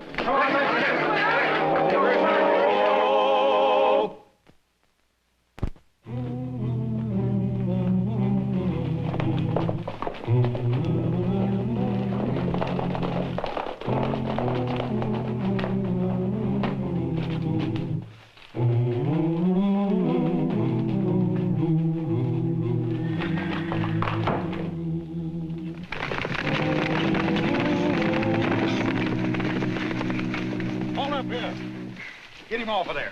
You boys get these horses out of sight. Get down off of there. Our Earp will be along soon because a lot of people saw the way we went. And I want you to walk right around in a little circle in this road.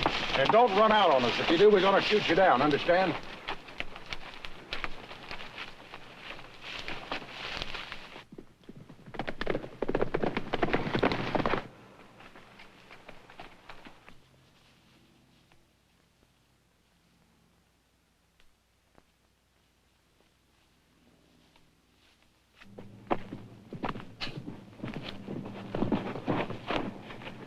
Mr. Harlow, glad to see you're not hurt. I said I'd get you alone. I'm sorry, Mr. Earp. You're going to be a lot sorrier. Get his gun. All right, Pruitt, it's your turn. Lift them, all of you. Now, come on, drop him. Get him. Come on, get those guns down. Get him up. Get over here, all of you. Hurry up. Are you going to shoot me, huh? No. Keep your guns on the rest of them. Mr. Pruitt's first. You wanted a fist fight, didn't you? Not with your deputy shooting me in the back. Don't worry, they won't. You stay out of this. Right. Watch it. This is what I've been wanting. Now get up. You can't wait, can you?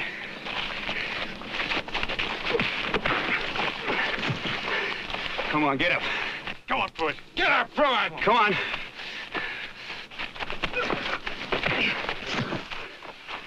Come on. Swing. That's it.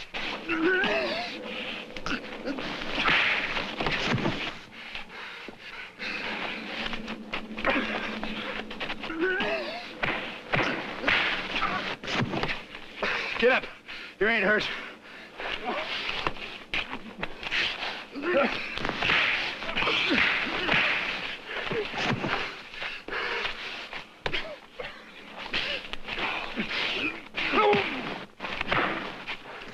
Get up. No, mister. You whipped him. You're next. Push him out. Shove him over here. No. No. Stop him. Stop him. Come on. What's the matter? You heard Pruitt brag I couldn't fight with anything with my guns. Well, come on! No, come to your senses, man. You'll kill him. Get out of it. This ain't my fight, Earp. It is now. Quiet, please, Mr. Earp.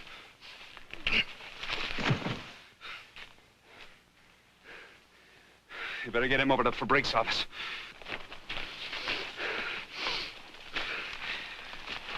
I'm sorry. Mr. Al, I try to stay out of fistfights. Gun's less personal, and I don't get so mad. I can't fight with my fists or a gun. But if I had to fight you, I'd sure choose a gun. How'd Taylor 2 cities go? Oh, tremendous. I missed 5 curtain calls at least. Great. You'll run forever. In Wichita, that means about 2 nights. You better climb aboard. Aren't you riding back? No.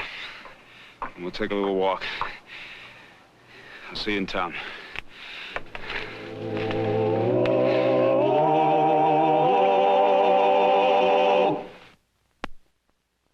Well, he cleaned up the country, the old Wild West country. He made law and order prevail. And none can deny it, the legend of Wyatt forever will live on the trail. Oh, Wyatt Earp, Wyatt Earp, brave, courageous, and bold. Long live his fame, and long live his glory, and long may his story be told. Long may his story be told.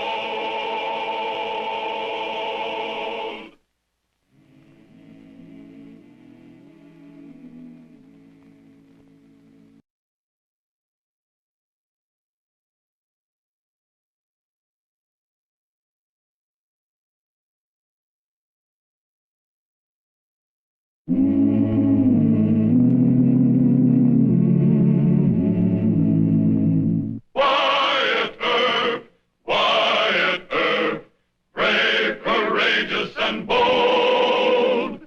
Long live his fame, and long live his glory, and long may his story be told.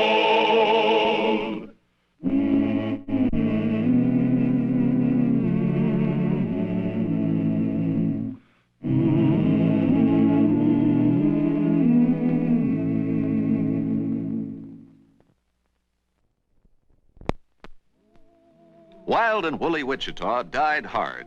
In the spring of 1876, Marshal Wyatt Earp believed the town was civilized at last. If he could get by one more cattle drive, the cowhands would move on to Dodge City, which was the new Gomorrah of the Plains. But Wyatt discounted too much the forces of cowhand hatred and vengeance.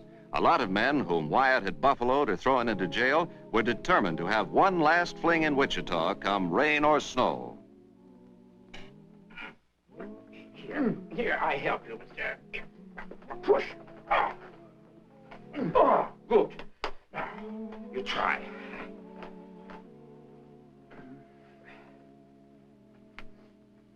How they feel, Mr. Earp? Too tired? They pinch? No, that's just the... Well, it's the first time I've ever had on any walking shoes. I guess that's why they just don't fit right. But you need walking shoes, Mr. Earp. When you're on horseback, the boots, sure. But the town is so quiet, you walk the streets like a big city cop. Yeah, I know, Tommy. Well, it's the end of something. The end of all the bad old days. Imagine me pounding a beat. You should be happy and proud, Mr. Earp. Wichita is now civilized. And you did it. With fists and guns and brains. Well, I just helped the folks out a bit. But mostly they did it themselves by insisting on a peaceful... Take care of my boots. Don't lose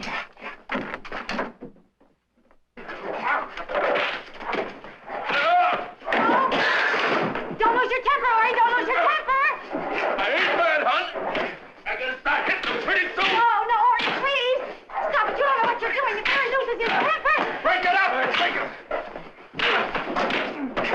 Break it up! Break it up! Why don't you fight your own fight? Oh, Matthew! Stop it, Ori. Put him down. Throw him out the door. Put him down, I said. All right, huh? I only lost my temper for just a second, huh? You want me to arrest him, Mr. Taylor? No, he doesn't. Get out of here, all of you. That means you too, Mr. Earp. Oh, Mildred don't mean that. You can stay. He's the law, and we make friends with the law. Ain't that what you told me, hon? The law, yes, but not Mr. Earp. I'm sorry, but his cousins don't like you. Oh, that's a secret. It's all right. I know who your cousins are. You do? Mm-hmm. Man and Clements, Joe and Gyp Clements, John Wesley Harden, among others. Doggone it, huh? And you ran Manham Clements and Wes Harden out of Wichita. Oh, the fat's in the fire, Ori. I guess we have to leave town. Excuse me, that dinner roast of mine will burn. Excuse me. Why do you think you're going to have to leave town, Mrs. Taylor? You started an honest business. You got a right nice place here. Thanks. Look, I'm not going to tell anybody about your family connections if that's what's worrying you. The word will get out somehow. What if it does? Ori's the Clements. I got him away from them, but once folks know who we are, there'll be trouble. Once the Clements, always the Clements, I reckon. How'd you find out? Your father wrote me. Oh, You want me to run Ori out of town? that sounds like Papa. Well, why didn't you order us to leave? Well, what he wants doesn't make any difference to me. Besides, folks can't always choose their relatives on either side. Now, you and Ori are welcome to stay here in Wichita as long as you obey the city ordinances. That's mighty decent of you. How come the Clements talk so mean? Oh, I don't talk mean, honey. I like Mr. Earp real good. You know, that roast of mine ain't even singed. Well, I'm glad to hear that. Maybe I'll stop back for supper. Say, you be our guest. What I mean is, Mildred and me won't charge you nothing. No, there was a fight at lunch, and there'll be another row at dinner. Some cowhand won't like the way Ori cooks, or he'll get fresh with me, and Ori will lose his temper, and then... No, I won't, hon. I promised her if she'd marry me, well, there wouldn't be any more killings. I don't even keep a gun. Well, you stick to that, Mr. Taylor. We're all trying to have a law-abiding town here in Wichita. Yeah, that's what we heard. I give you my promise you'll get police protection. You gonna surround this place with deputies? No, just myself. I'll stay out there in the kitchen where I won't be too obvious. I'll see you all later. Oh, honey, Mr. Earp means it. Just think, I'll never have to lose my temper again.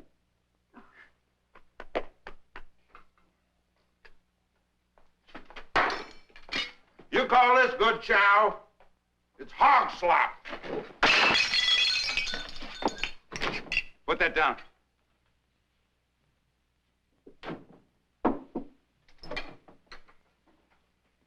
Now, who threw that? I said, who threw it? Well, I got my supper.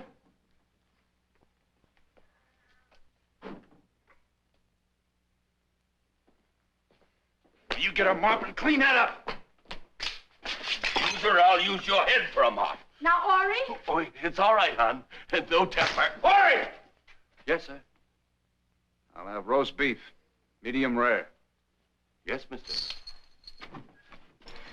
Now, let's all sit down and have a nice, quiet dinner. Shall we?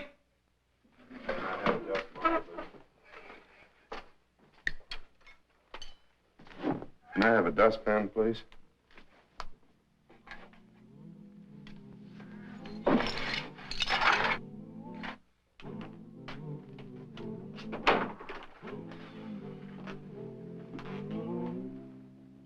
Who's he? Oh, he's one of a bunch of drunken cowhands creating a disturbance outside that new cafe. It was pretty early in the morning. They were all standing out in front shouting at Ori Taylor to come on out and feed them breakfast. I just locked the rest of them up.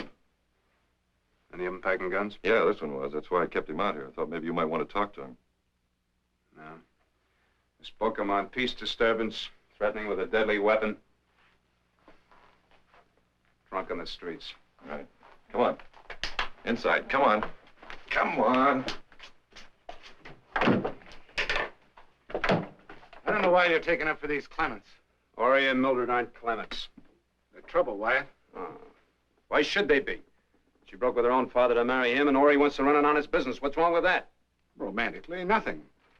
But practically, it's stirring up a hornet's nest. Why not let me print the fact that the Taylors are related to Manham Clements? I'd just as soon you wouldn't, that's all. It'd stop the trouble in their cafe right quick if the cowhand show-offs knew who they were fooling with. What are you trying to prove, Wyatt? I'm trying to prove it's a new Wichita. What? Oh, you know Taylor could keep order all by himself. He's strong enough to break the average man in half, and if he wanted a gun, he'd go get it. But that was the old Wichita, Mr. Murdoch. Well, sure, Wyatt, but this is different. It's different. Look, we all worked hard to build a police force, to convince the town that a man no longer has to protect his own life and property. The police force will do it for him. Now, if that doesn't hold for Ori Taylor, then we have nothing. We failed. If we admit that, then Wichita's going to slide right back where Dodge City is now. Wyatt, there's more trouble down at the new cafe. What's wrong now? I don't know, but the woman sent word for you to get down there right away. I'll see you later. Get a shotgun.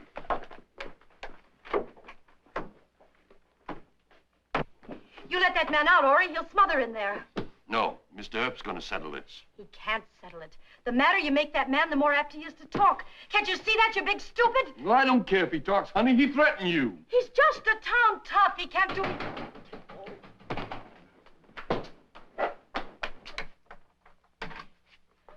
Ori put a man in the closet. He's got to let him out before he smothers.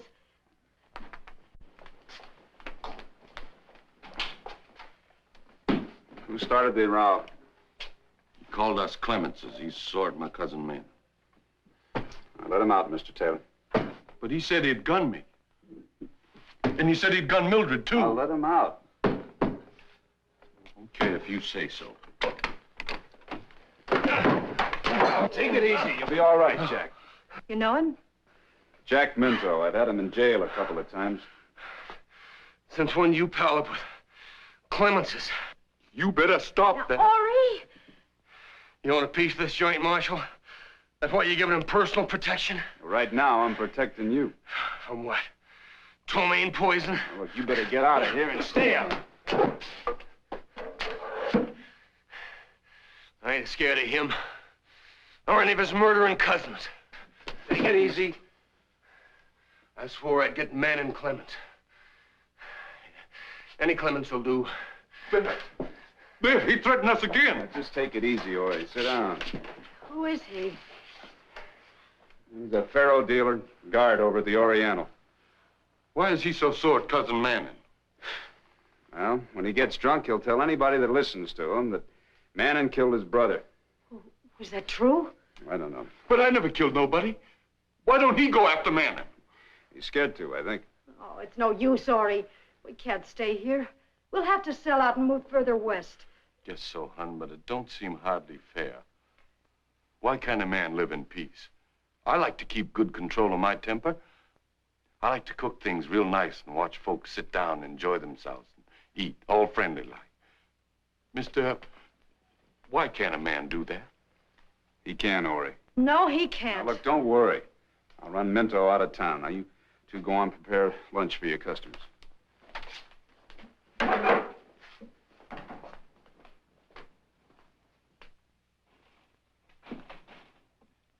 Hold it. Stay here. Your time's up, Minto. What? I'm doing you a favor. You better get out of town if you want to stay healthy. You can't scare me. How much is that big idiot paying you to protect him? You tired of living? You go against Ori with a gun, he'll break it over your head. Sure. He stops bullets with his Now, little... look, I don't want to see you in this town 6 hours from now. If I do, it's going to take all the splint stock Fabric can find to prop you up.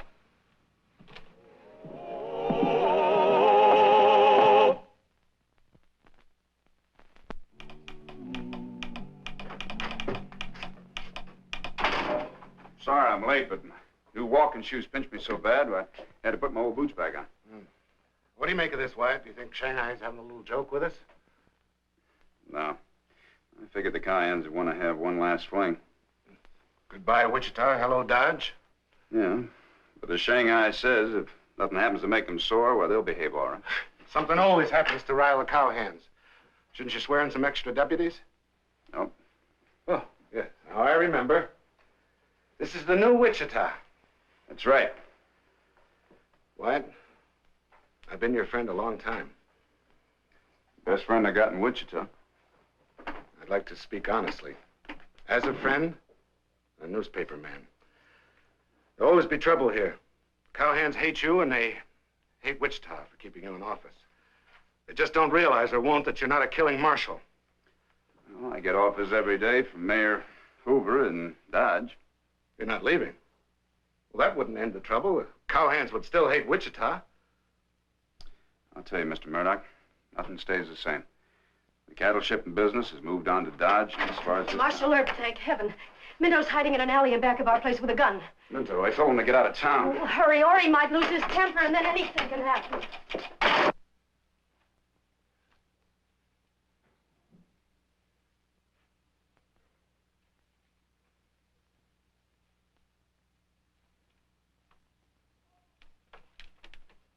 I want to wring your neck.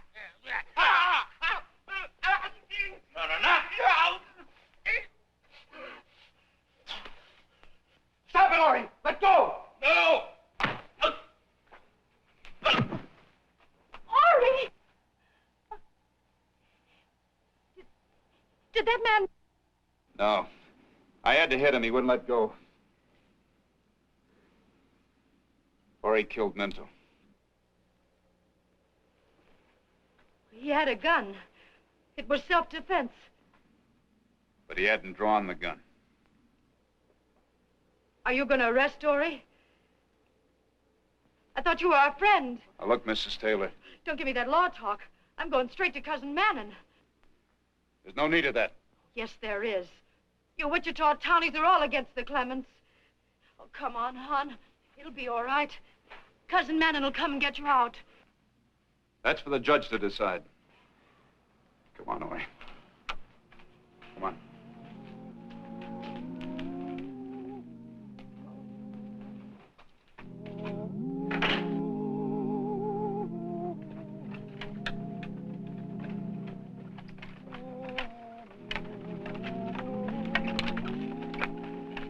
You looking for someone? I'm Mannon's cousin Mildred. Where will I find him? Right over there.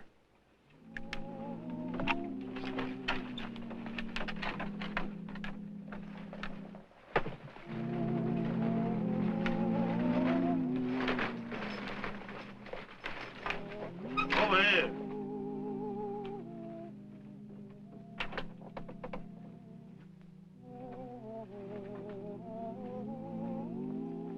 You alone? Yes. I know you don't like me, but Ori's in bad trouble. How bad? He killed a man. Wyatt Earp put him in jail. Well, I'll be... He'd only do that if he lost his temper.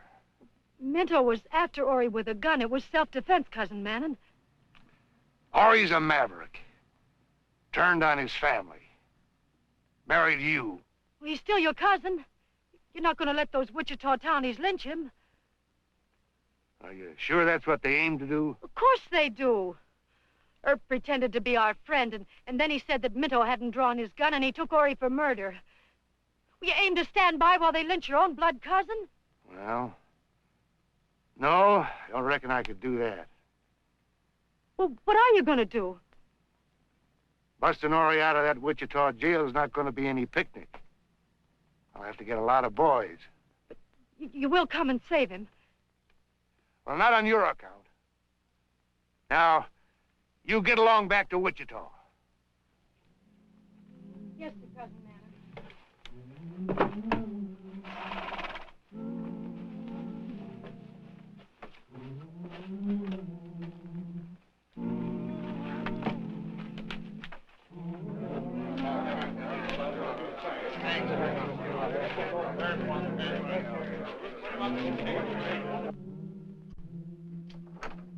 Wyatt. You here all alone? Yep. Where are all your deputies? Out the edge of town waiting for Mannon Clemens. What about that lynch mob out there? Don't worry about them. They won't start anything until they see what Judge Jewett does in court. And what are you going to do? Tell the truth. What's that? Taylor murdered the man, didn't he? Nope. Why, for heaven's sakes, he's a Clements. Doc Fabrique tells me it was the most brutal killing he'd ever worked on. I know. Come on, let's go to court. Listen, Wyatt, the whole town's up in arms about this. You can't afford to side in with the Clements, with the cowhand faction. No, I can't. But I can afford to tell the truth. Come on. Proceed with your testimony, Mr. Taylor. Well, when I saw him waiting for me in the alley, I kind of lost my temper. Hello, Mildred. That's my wife who just come in. She always warned me not to do it. Not to kill Jack Minto? Oh, no, sir, not to lose my temper. Oh. Is that all you have to say? I reckon it is. You may step down. Oh, thank you, Judge.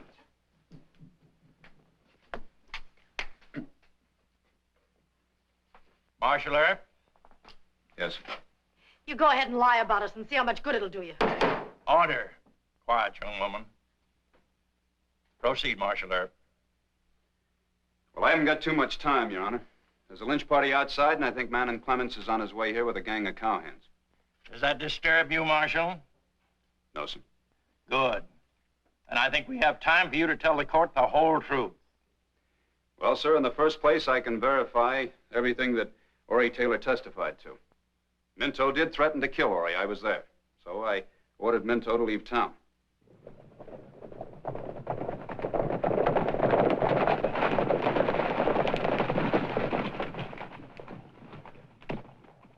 Millard says to hurry.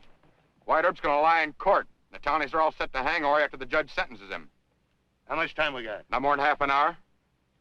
Give me the spurs. And I think the only question this court has to decide is whether Ori had to kill Minto. And what is your own opinion, Marshal Earp? Well, sir, physically speaking, Ori did have the jump on Minto and could have disarmed him. But mentally speaking, Ori was in fear of his life. I don't think the law can ask a fearful and angry man like Ori to exercise calm judgment in a situation like that. My opinion is that Ori be found guilty of manslaughter and because of extenuating circumstances, be given a suspended sentence. This court agrees with Marshal Earp and sentences the defendant to 1 year in jail.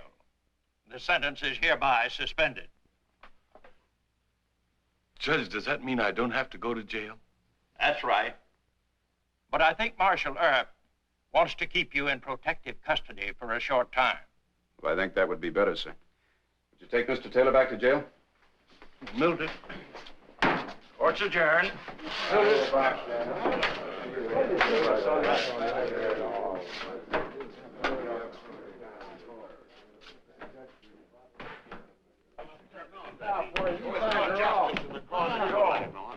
They took him to the jail. Let's get over there. Hold it. I thought you men wanted a civilized town. Well, you got one, whether you want it or not.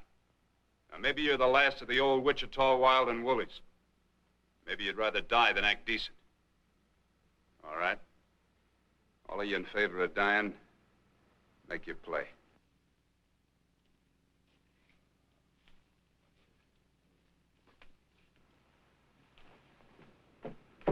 Only a handful. I said the whole town would be after Taylor. Wichita's changed, Mr. Murdoch.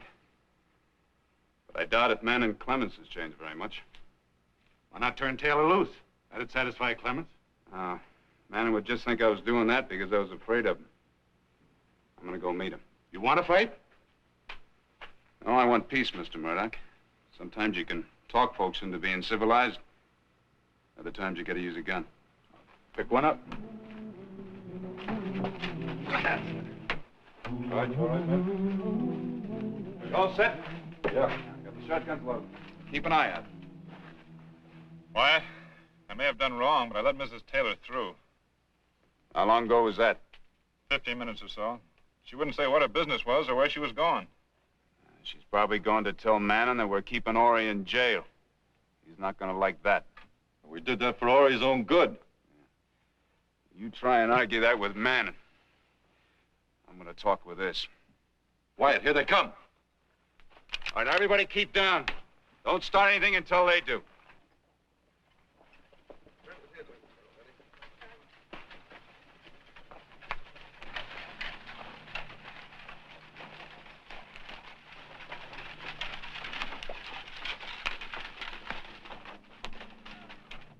She says you told the truth. I always try to do that. She says you stood off a lynch party. You aimed to turn Cousin Ori loose from jail. That's right. The judge and you Wichita folks really gave one of us Clemenses a fair trial. Yes, they did, Cousin Manning. I'm mighty thankful to you, Mr. Herb. You're welcome. Me and the boys, we left our weapons back yonder. You reckon it's all right for us to come into Wichita? Yep. I don't suppose you'd take a bite to eat with us over at the Texas Hotel. Well, thank you, Manning. I'd like to do that. Mrs. Taylor, I'm sure that invitation includes you and Cousin Ori. Well, It's a family affair. You're kinfolk. Does seem like there's something more I could do. There is. You can tell the cow camps that Wichita wants peace. They'd listen to you, Manning. I'll do that, Mr. Herb. All right, everybody grab a box. Move them out of the way. Mighty nice of you, Mr. Herb. All right, yes, sit down.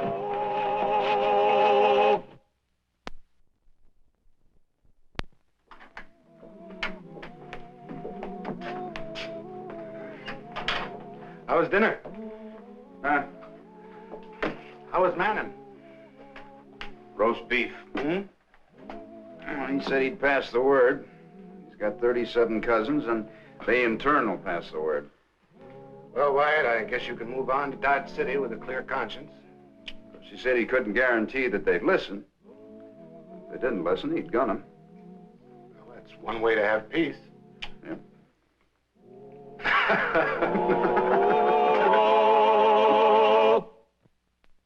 Well, he cleaned up the country, the old Wild West country. He made law and order prevail.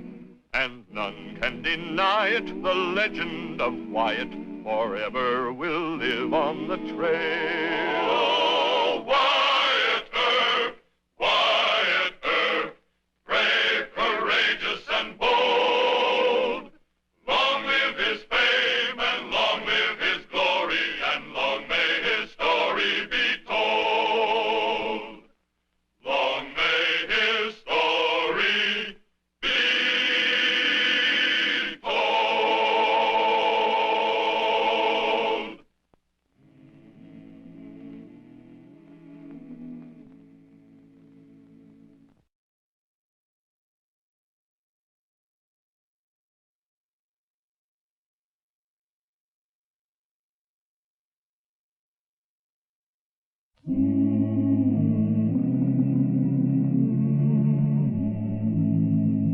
Wyatt Earp, Wyatt Earp, brave, courageous, and bold.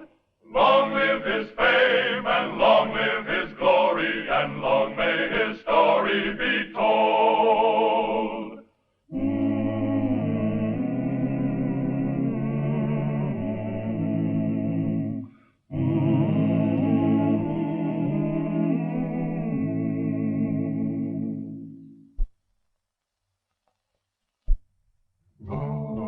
Wyatt Earp's relations with the Wells Fargo Bank and Express Company began when he was a young sprout in California riding shotgun for Wells Fargo on a dangerous line from the gold fields. Not a single stage under Wyatt's guard was ever held up. Long after Wyatt had left the company's employ, he was remembered by Wells Fargo and often asked to help its special agents on a tough case. As Marshal of Dodge City, Wyatt was appealed to by Wells Fargo with word that a gang of outlaws, led by Curly Bill Brocious, was holding up its stages at a desolate station called the Little Alamo.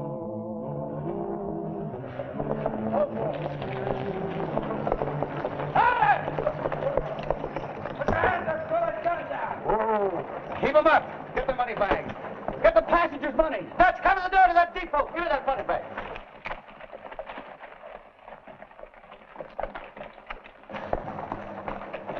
Get it all! Don't you try to shoot them.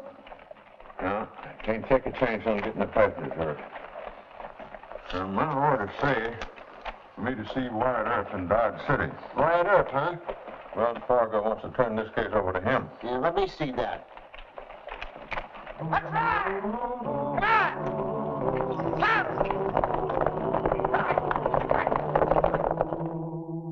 Now, here's Little Alamo, 40 miles south of Dodge, out on the edge of the bushwhacker country. This Curly Bill Brocious and his gang have pulled 3 holdups in the last month. They got a camp in Bushwhacker. I'm afraid it takes a small army to run them out. Well, it's my job to help go after him. No, the company asked me to go as a personal favor. I owe Wells Fargo for giving me a job when everybody else said I was too much of a kid. Now, you ought to be able to understand that, Mr. Masterson. Yeah, I sure do. But I still think... You and Mr. Dunbar will have a crack at him. I'll just be a chunk of live bait trying to lure Curly and his boys out in the open. I want you to put a piece in the newspaper saying that I've gone to the Little Alamo to investigate the holdups.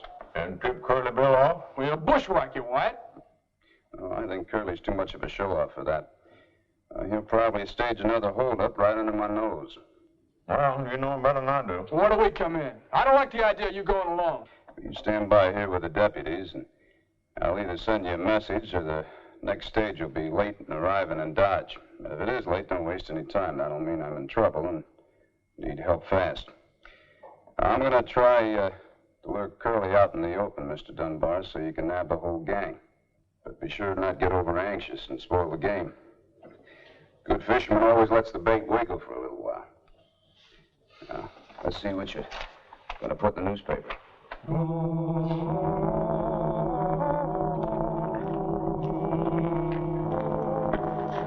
Hey, Dutch, what's the hurry? What are you carrying the food? Don't ask me why. They have for years. It's just one of those things. There's other places to hide it. Hey, boss, look at this. What is it? What's the matter? That big-headed Earp, what does he think he is? Maybe we could hit him up before he gets to Little Alamo. No, we'll get the noon stage and laugh at him. No, I don't know. Don't be stupid. Earp's running a bluff of some kind. He wouldn't come down here all by himself. But we're calling his bluff, cold turkey. Let's ride!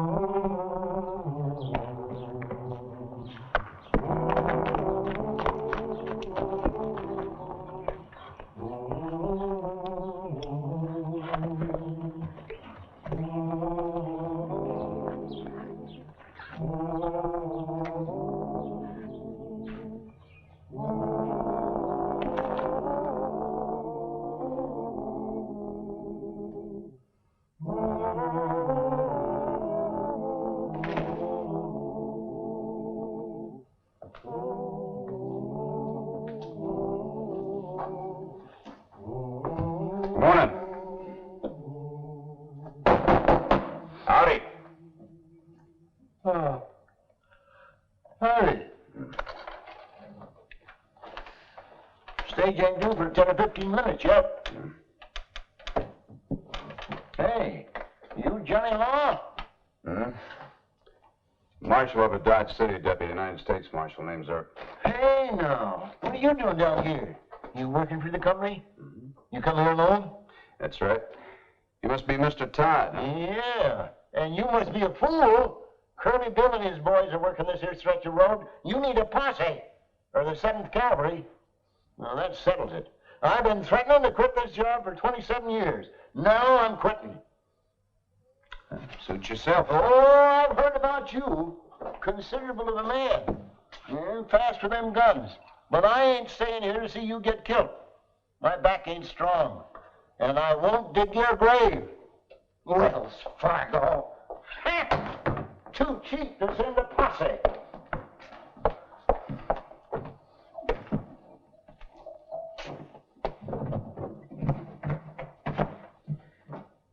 Mr. Dunbar says that Curly Brocious works close to this station. Close. They rode right up to the front door and took the cash bag off of number 7. Well, seeing as you're quitting, I guess you better ride out and meet the stage. Tell them to go right on through. Huh?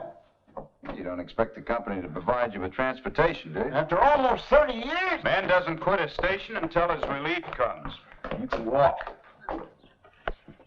It ain't healthy around here, Marshal. I could get killed, along with you. Sure, you take that chance, so just walk away from it.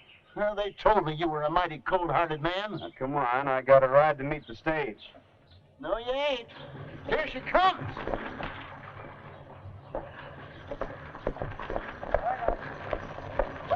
Brother, hold up. Shut the driver. All right,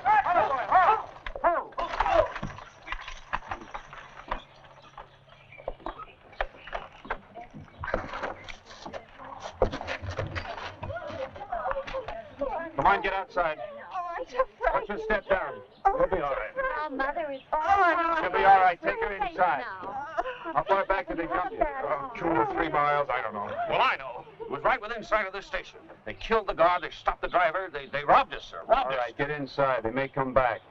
Wells Fargo, I'll sue them for this. Save that for All right, later. just get inside. Miller, Reagan, friends of mine, both dead.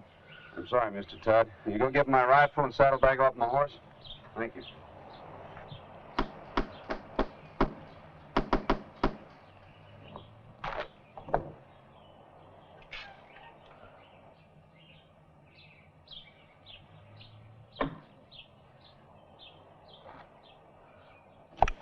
Here, Marshal. Well, I didn't get the money back this time. They'll probably come back for it. No, I can drive. You ride shotgun and we'll get out of here. Well, with all those people, maybe that's best. But we gotta hurry, Marshal. You go get them passengers and I'll change the team. No, we can't wait for that. Those horses can last to the Cross River Station. Here, you put this back under the floorboards and then keep a lookout.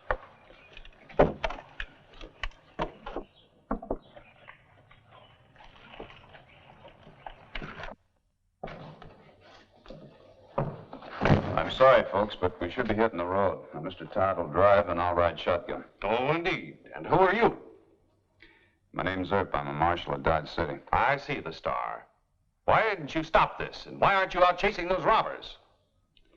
You know, you people being here make it a little awkward. I think the best move is to get you to Dodge City. Not me. I stay right here until Wells Fargo sends a posse to guard us. My mother isn't fit to travel, Mr. Earp. We'll wait for a posse to guard us, just as Mr. Jones said. I'm sorry, ma'am. We can't do that. What? No, they didn't get the money back. It was hidden beneath the floorboards. It was. That's right, and I think they'll come back for it. All right, give it to them. I can't do that either. No, if we stay, I'll have to bring the money in here. If they come after it, I'm going to have to try and fight them off. That's nonsense. Preposterous. Young man, I have already risked my life once. Let them take the money. It's insured. How do you vote, mister? I'm staying here, friend. All right. I can't force you to run for it. Marshal, there's dust spotting up and we shouldn't waste a second. These people insist on staying here. I'll go get the money. You silly fools. He offered to run you out of danger. You can't stay here. Why not? Curly Brocious is coming, and Earp will turn this place into a fort. Oh, no. Stupid. All he has to do is give them the money. You don't know him. Earp's a fighting man, and he'll stay here and protect that money until the last one of us is killed.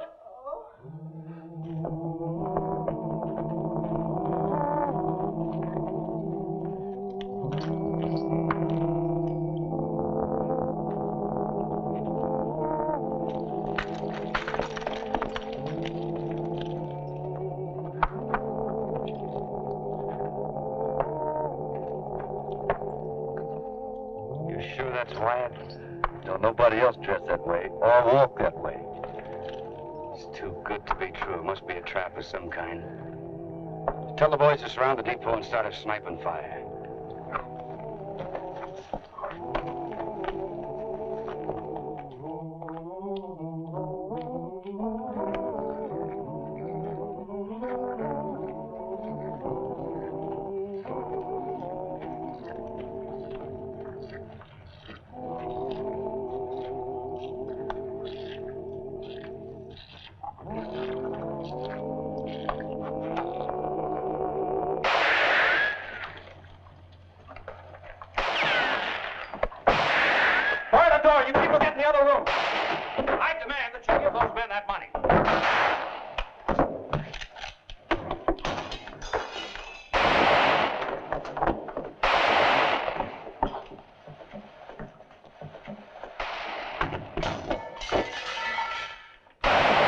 Marshal.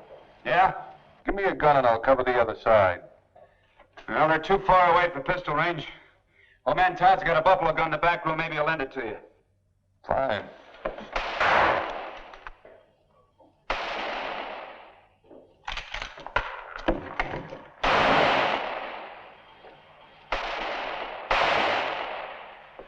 Where's your gun, Pop? What do you want it for? The Marshal needs help. I don't lend my gun to nobody. All right.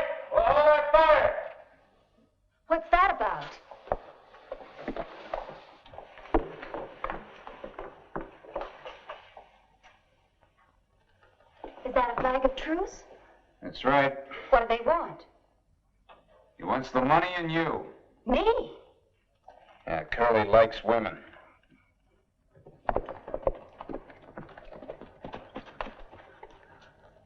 All right, Ringo. Start talking. I'm listening.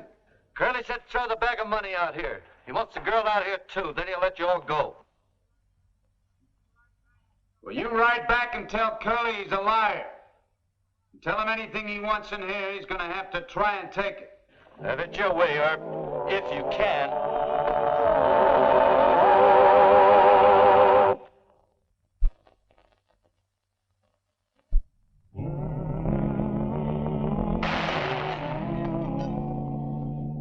Why don't you give him the money? What a man comes after with a gun, I don't give. They agreed to let us go. You're risking all our lives. Where are you from? Los Angeles. It's in California. Yeah, I know. My folks are from San Bernardino. How very interesting.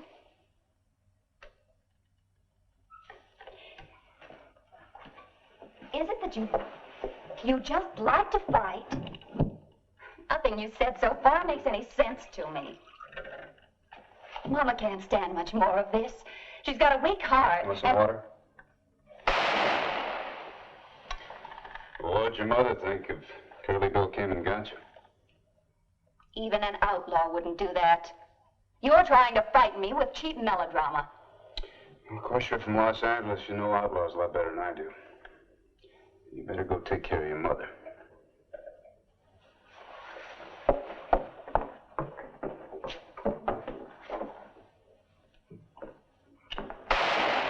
The old man wouldn't give it to me, so I took it. You better make sure it doesn't blow my arm off. Yeah. Well, it's in good condition. You ever fire one of these sharps before? No, just a Winchester. Mm-hmm. Well, I'll take this. You can use mine. About 4 shells left in it. Some extra ones over in the saddlebag. By the way, what's your name? Eckhart, I gamble for a living. If you call this living.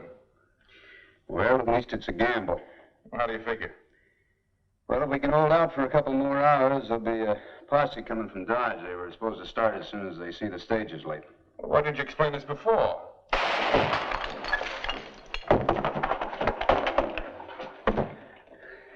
We'll be needing water.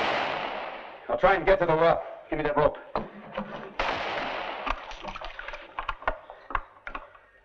Go out the side door. You cover me. Ready? Let's go.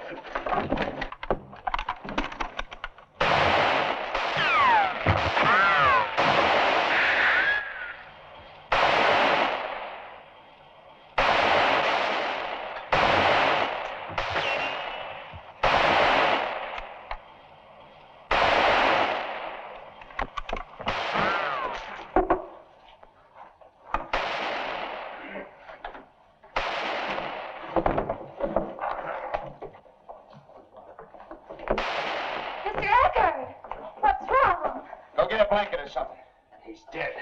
And it's all your fault. I'll take the blame, but not from you. Mr. Eckhart was a brave man. I said get a blanket.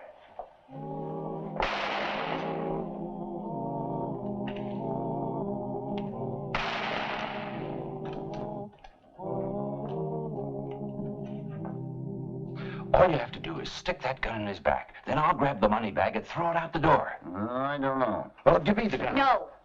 You handle it. That's the Wells Fargo bag. It's all right for a man to quit him like I done, but it ain't right to give outlaws Wells Fargo money. Mr. Todd, come and arrest the depot. Oh, hang it all. Bring that gun out here. I can use it.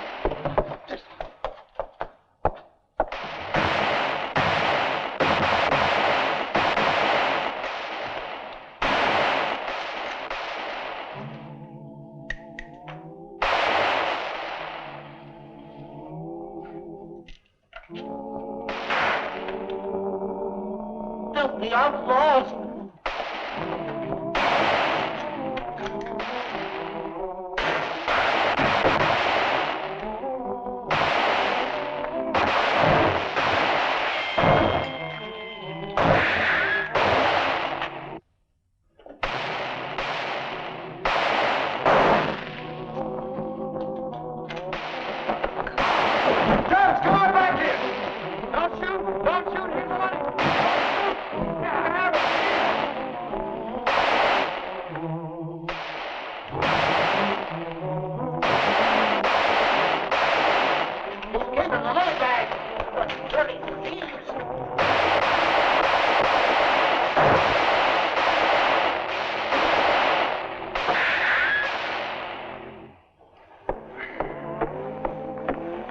me do that, Mr. Todd.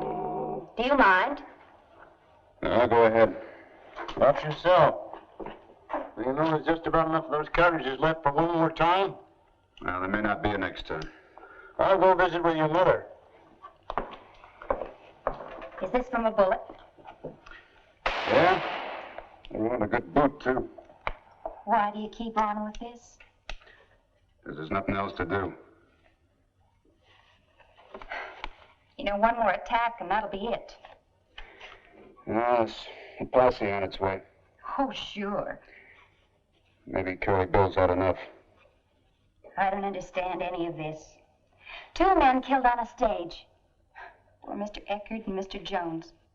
Just to save a rich company a few $1,000s. Look, I try to explain it to you the best way I know how. Well, if it isn't the money, why don't you throw out the bag as Mr. Jones tried to do? Throw you out, too? Yes. That'll prove the whole thing was unnecessary. In fact, I'll take the bag myself and... No. You stay here and the money stays here. You're a stubborn fool. We'll all be killed. There are worse things than being killed. You don't crawl before an outlaw like Curly Bill. You do that, and the next thing you know, he's taken over the whole country. Let him. What's a few square miles of brush and boulders? A lot more than you'll ever understand.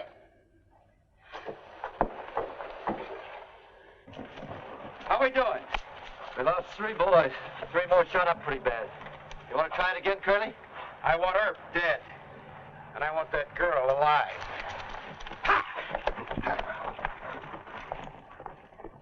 They're coming again. Yeah, well, this time let him get real close. I don't suppose you care, but my mother is very ill. She's in a faint. Well, throw some water on her face. All right, let him have it.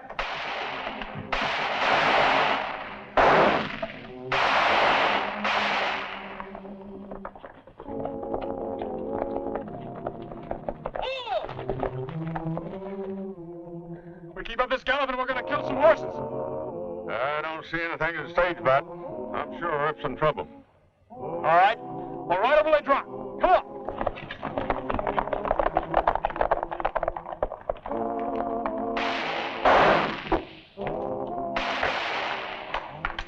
Oh, blast it all, Marshal. I'm out of shells.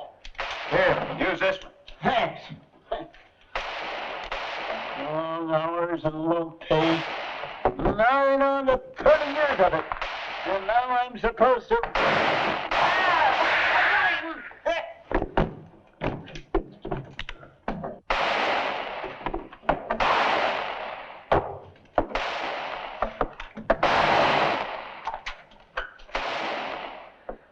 Got you in the shoulder. Here. Put your hand on that, you'll be all right. That's it. Press it hard. That's it. Press hard. Nice.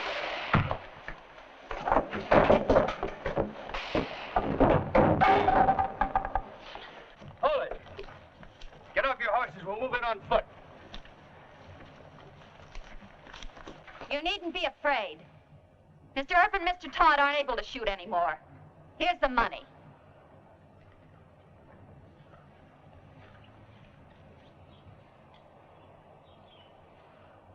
My mother's ill. I've got to get back to her. Hold it. Grab her.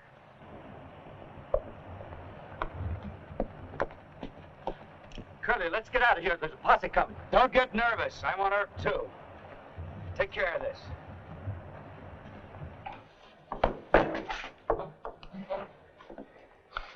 Is that dead? Yes, you blasted murderer. I'll take a look. You stupid old man. Curly, Grandpa shot me. No, Williams got turned. That pussy's not 3 minutes away. Bring the girl along. Use your head. We gotta ride fast. Turn her loose. We got the money. That's the main thing. Let's go!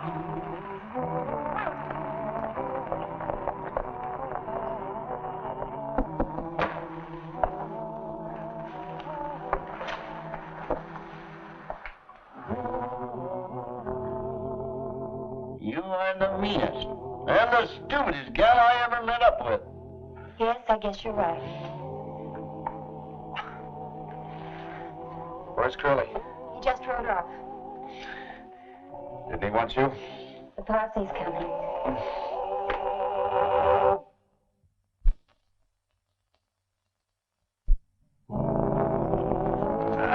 What's that arm?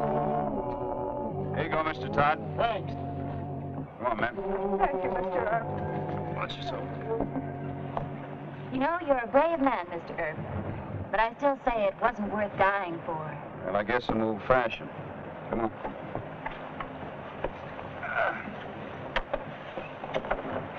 See you in Dodge, Wyatt. Right, sir.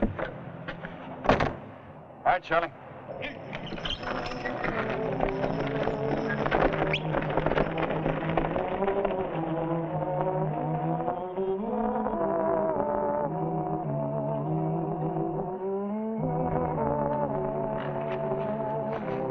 You know, Mr. Dunbar doesn't blame you. Well, he should. Let Curly Brush just get away with the money and back into bushwhacking. Well, they sure named this station right when they call it the Little Alamo. You know what? There ain't many of the Alamo kind of people left. I think we better start raising a crop like them again. The Alamo was a prayer. And all you can say after a prayer is amen. Come on, let's ride.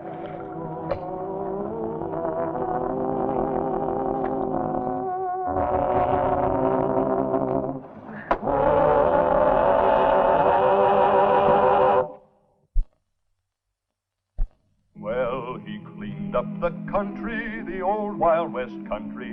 He made law and order prevail.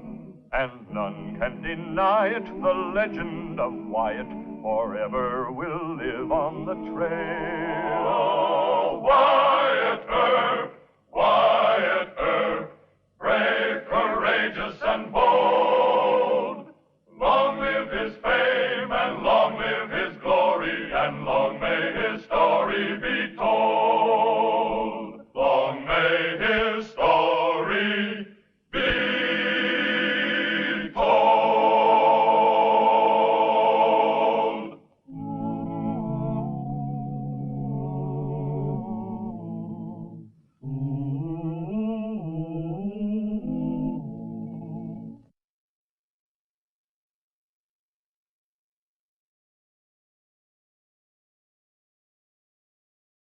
ভালোবাসা সুন্দর, ভালোবাসাও সুন্দর।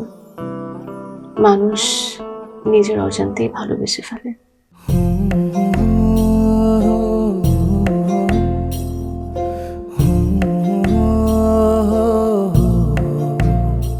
আমারও মনে হয় কি জানেন, আপনার মতো জানাশোনা কাউকে না আমার বিয়ে করা উচিত। এটা কি উপলক্ষে? ম্যাডাম, ফুলটা গ্রহণ করুন, তারপরে বলতেছি। ভোটার আইডি কার্ডে যার স্বাক্ষরের জায়গায় টিপসই দেয়, এখানে কেউ ডাক্তার। এই দুইজনের মধ্যে যে আগে ম্যাডামের মন জয় করতে পারবে, ম্যাডাম তার। একদিন না দেখলে তোমায় বন্ধু আন্ধার লাগে সব, তোমার এই প্রেমে এমনই টান। রোগীদের তো ডক্টরের কাছে আসলে ব্যথা কমে যায়, আপনি তো উল্টো হলো কেন? আপনি কি একটু উল্টা? তোমায় ছাড়িয়া যাব মরিয়া, তোমায় ছাড়িয়া যাব মরিয়া, যেও না বন্ধু আমার, ভুলিয়া ভুলিয়া। আমার মনে হয় আমার সমস্যা কপালে। ম্যাডাম, আমার কপালে নেই, আমার কপালে আছে দাগ।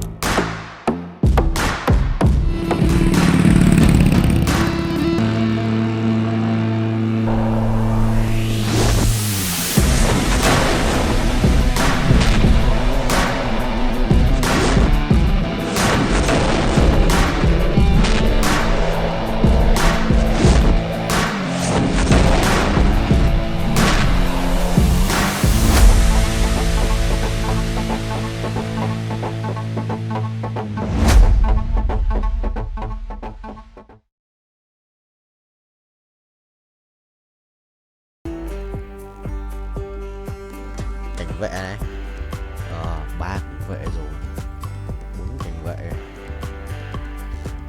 cảnh vệ 2 luôn, lần biết. gì á? Có cảnh vệ à? Ui, bài này đánh Ash cảnh vệ nhờ. Hóa cung xanh à? Được phết.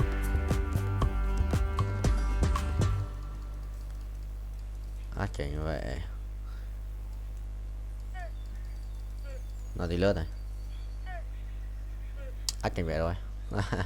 Đánh chung bài 4 tranh. Cảnh vệ Ash cảnh vệ thì sẽ là phần đâu rồi? What the hell? Catlin đâu? Đây. Đây.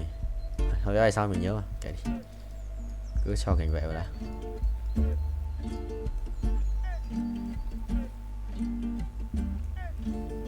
Bùi gỡ, điểm bùi gỡ. Rồi, vừa đủ. Vừa đẹp. Cung xanh này. Vô cực rồi. Cung xanh vô cực với cả cuồng đao à? Dấu có cuồng đao, xít quá. Chắc là chim quá rồi. Chắc thế. 82 máu à? Trốn nhỉ? Sẽ một chút trốn đấy. Mình sẽ lái cái này trước. Ok. Tốc độ cao đét. Ok được rồi.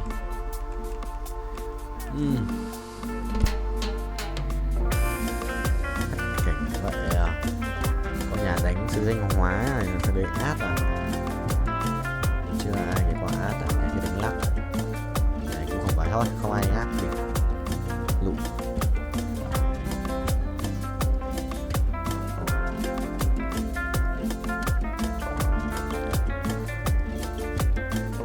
San luôn mà, có gì à? Xin ra chơi.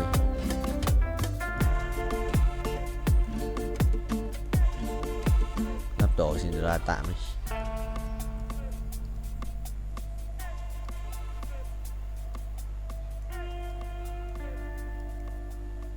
Xin la ra tỷ đấu sĩ này, mình mà đánh thì nhầm, trở thành đấu sĩ tiếp và ra 1 tỷ ấy.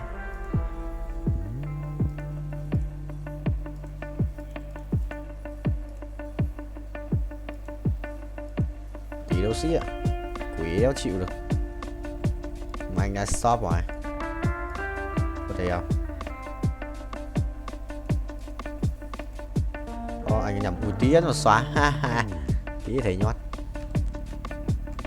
tía thầy nhót này mà bình tĩnh tự tin và tự tin. Bịch